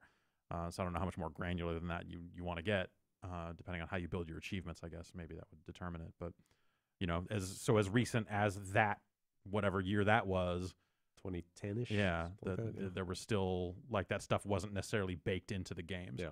Or at least not into every game, because they were interested in that data. Or someone, I don't know how official, someone there was interested in that data. Sure. So yeah, I think that stuff has just been built in a little bit better these days, and there are some better internal reporting around at least achievement stuff, but I don't really know. Sure. Nicholas has a microphone question. You guys want to talk about microphones? I love microphones. Hey guys, loved your coverage of E3 despite this year's show being a bit lame. Just had one question though. All right. During the press conferences, you used the uncomfortable-looking over-ear microphone, but during the live at E3 shows, you used the standard black microphones, which we call a lav. I The guess. lavs, The yeah. lavs, Yeah. That's the. I have the same question. What Why? Yeah. Why is this? Why is this? I made a big push this year for the lavs. Okay. Because Well, that's right, 'cause we in used to previous use the years, ear with the ones Madonna mics, it was entire always show. a hassle. It's Yeah. just like, do you spend enough time watching Johnny try to get the fucking I used the wire half a mic? roll of or- like flesh-colored me. tape on his face. Yeah, and he was so sweaty that it just Uh-huh. kept pulling off. He literally mentioned Johnny in this email Okay, as to yeah. why we might Yeah. not use them. And Vinny's a proponent for the Madonna mics as far as like the cardioid pattern in front of the Madonna mics lends itself to that particular setup. The lavs are okay for the couch kind of setup, the tiered thing Right. back. So So weird. So it's literally like an acoustic thing. kind of, Yeah. yeah. And it's just, I don't want to say it's a transition just yet. I would love to have just lavs all throughout. But yeah. I don't know, maybe man. it's We kind of a- lost enough clips and mics Seriously. during that. Like, We're down a mic. we're right now short. We have the bare minimum amount of lav mics here. I don't think we've ever broken a Madonna mic, but I feel like we busted one off the fucking wire. Oh, one really? year. like all the way broken. I don't remember for sure, but I feel like that happened. Yeah. I can never I s- quite dial those things in. Yeah, like it's always it's tough. just My short. ear definitely hurts by the end. Yeah, of they don't feel that. great, but Like, it's also hard to get 'em on It's there. just short of being able to do Uh-huh. this. Like Mhm. you're almost there, but if you turn just a little too far, it starts coming off your ear. It's, Yeah, man. I think Yeah, everything yeah. sounded pretty good. Yeah. We got a new digital mixer, and there was a To make digital cookies. yeah, exactly. I clear my. There was a cookies, lot so I of don't- dialing in the first few shows, I think, but by the end of it, like, yeah, it was pretty great because we used to take that huge ass like X32. Oh, right, mixer, the big mixer. um, Yeah. Yeah, I think it worked out. Hopefully, yeah, and I would love to just see Lavs, but for convenience sake, I think those are like people like get a hold of those. They know exactly what to do, but Mhm. we have so many guests coming through. You're like, what the fuck is this? Do I put Yeah. it How do I under? put this on? Clip this Yeah. on? Roll this on? Yeah, for and, sure. And then people that have like long hair, it's you got to use a headband, so, and that's Oh, just that's weird. right. The second ear thing. Yep. Ugh. It's just a hassle, Yeah. but in a controlled environment, they're okay. thumbs up. Yeah. Here's another E3 question from Zach. This year's E3 demo gameplay featured smooth, directed action sequences with zero glitches or performance errors that used to occur a few years back. There weren't any players being shown with controllers on stage either. I imagine devs feel confident enough to show pre-recorded ideal gameplay, recorded and edited with fade-in, fade-out transitions in lieu of showing the most important parts. What do you think caused this change? Do you miss knowing with certainty that a game is being demoed live and seeing those imperfections? I rarely trust that stuff anymore. Yeah. you know? Yeah. Yeah. I like seeing it rough. I like seeing that, hey, this is a game that's still in development. Yeah, Like, not just for the like goof factor of like, Yeah. your game broke, like, Yeah. whatever. but just knowing that it's raw and legit. I like seeing a frame rate chunk up and going Yeah. like, well, Yeah. they've hopefully, optimization comes at the end or Yeah. something. So hopefully, they'll So, get there. But I almost brought this up last week. There's something I noticed out of the press conferences this year, and like I know people find in a lot of cases like frame rate chat pretty tedious, but there were a bunch of games running at like a nice 60 FPS in those press conferences that you then went to see somewhere at the show. Not even close. Like looking like they were targeting 30. Like Destiny 2 was running at 60 in that reel that Sony showed, Oh, and they have shit. flat out said that's that game is not going to run at 60 on any Sony or Microsoft console. right. Assassin's Creed was another one where like Yeah. the Xbox demo was running at 60, and we went to see it at that showcase, and it was clearly running. And they were running it on Scorpios. Yeah, yeah. Like there were numerous cases. And the game's in development. Like Yeah. it's hard to say where they'll get to by the time we're done. I mean, if they're it's targeting a that, little cloudy fine. in But the if they vape know, chamber. for fucking sure that they're targeting 30 for the final product, and they like Yeah, run a that's- sped up or like a rendered out video at double that just because it plays nice on a stage, like that's fucked. That's real gross. Yeah, I mean, we can't say for sure until those games come out, but like that definitely rubbed me kind of the wrong way. Can you think of any like live demo goofs like that really stand out? Just like mishaps that happened from somebody playing. The big a one live for game me on was that stage. Uncharted 4 demo Yeah. last year, where they were playing it live on stage, and like they went through the preamble, and then it was like, all right, here's live gameplay, and it was I think Straley from Naughty Dog is like one of the directors on that game, standing there with a controller, and Nathan Drake just standing at the beginning of the sequence, just idling for like 45 seconds or a minute, just rocking back on his feet, like doing the idle animation. And they finally like cut to black, and like people were just like, you could hear the audience murmuring Huh. and stuff. Like I think it was a controller sync issue. Yeah. like they couldn't play the game. That one, Yeah, that one was pretty bad. I want to say one of the Gears of War games. I feel like Cliff had a story about like cutting to footage like mid demo or something, like a very seamless, or seamless in a way that like not a lot of people noticed maybe, wow. but they definitely, they would keep that footage on backup in case something happened. Yeah, trying to think of like there's been crashes before, right? Yeah. There's that Assassin's Creed demo. That wasn't last year. Was that the year before? Maybe. Was that Unity? Microsoft. Yeah, That would be appropriate. Yeah, it happens. Yeah, I mean, I get why they would want this stuff to be smooth, but at some point that just funnels back into like, why are we getting all these people in a room in the first place? Totally. Just put out videos. Yeah. Craig from Preston in the UK. I was listening to an old Bombcast from 2008, and you guys were discussing the idea of a games CEO fighting game. with everybody's favorite blazer-clad frontman Jay Allard squaring off against Jack Tretton. If this game were to be made now, what would the tier list look like, and what would be everyone's super? I'm thinking Sean Layden disappearing off screen for 5 seconds while a barrage of trailers batters your enemy, or Adam Boyes calling in Lang and Johnny V to dab your opponent to death. Okay, sounds pretty good. I mean, I would probably like S tier Miyamoto or something like that. I think so. Yeah, Sure. But he comes out with the the Ubisoft gun. Yeah. Comes out with a sword and shield. Oh yeah. Comes out with but he can switch stances. a Nintendog. I feel like we're somewhat out of this era of like video game company frontmen who seem like they want to fight. You know, I mean, Reggie's the last man standing. Reggie's still there, but like when you had Tretton in there, it looked like people were ready to roll up their sleeves and fucking throw it out. Yukimon. Yeah. Just like, hello, I'm here to fight you. And then you just then you realize someone just cut my neck. What the fuck? You don't even realize that he did it to you. I'm trying to think like who's the roster at this point. Like Yeah, Phil Spencer like- is so chill. I don't know. Yeah. He's just kind of like a man of the people. I can't see him. Riot Cop Shu Yoshida. Okay. Yeah. All right. Yeah. That's not bad. That's not bad. Yeah. I don't think I agree that era feels like light years away. Now I want Yeah. to see like a Sid Meier's Civilization type that would game be with each of them, each of them having their own kind of AI proclivities or something based on different types of units they can build, and Some kind of games industry tycoon yeah. with all those dudes. I would play that. That sounds fun.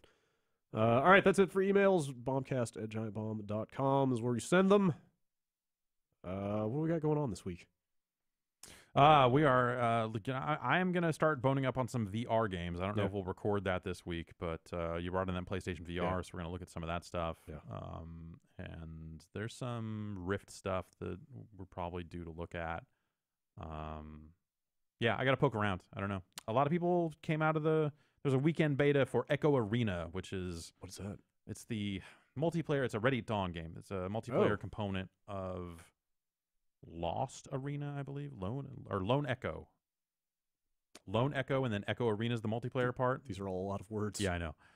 Anyway, it's a disc throwing. You're throwing discs at a goal. Okay. You're floating around in space right. though, so you have kind of like your jet boosters in your head, and you have your fists in your head. You can punch people in the head to stun them momentarily, and you're kind of floating around to grab these discs, pushing off of walls from a momentum, and throwing the disc. I played it a little bit before E3. Some neat ideas in there. Sounds cool. Like it didn't necessarily like grab me. It was that feeling of like this is a really neat multiplayer game, and when more headsets are out there, maybe that'll feel better about multiplayer VR games. But it didn't really strike me. But it seems like people playing this weekend had a great time with it. So That's cool. Seems like it is catching on. Yeah. Which is neat. All right. Well, maybe we'll take a look at that. We'll do some stuff. Yeah. Video games and I got the fangs. control room like completely rewired. Okay. Nice. Great. Yeah. We're getting back up to speed I in here. gutted it and just like redid it. Yes. Excellent. Mhm. Also, for next week, the next Tuesday falls on July 4th. Which is Right, a national yeah. holiday here in the United States. But So we will have something yes. for that day. There will be a podcast. Yeah. Make sure you send in your emails, because we'll probably end up going a little email heavy. Yes. Yes. As a result of, I don't expect there to be a ton of news. We are not going to be live for that one. Right, yes. So, So- I believe we're going to record on Friday. Yeah. Yeah. Friday. Yeah, we're before. looking to record Friday morning. So get Yeah. your emails and Yes. stuff in by if, then. If you want an email read, this would be a good week to send it. Yeah. Bombcast@giantbomb.com. All right. Well, that's it then. Thanks for listening. This has been the Giant Bombcast. We'll see you next week.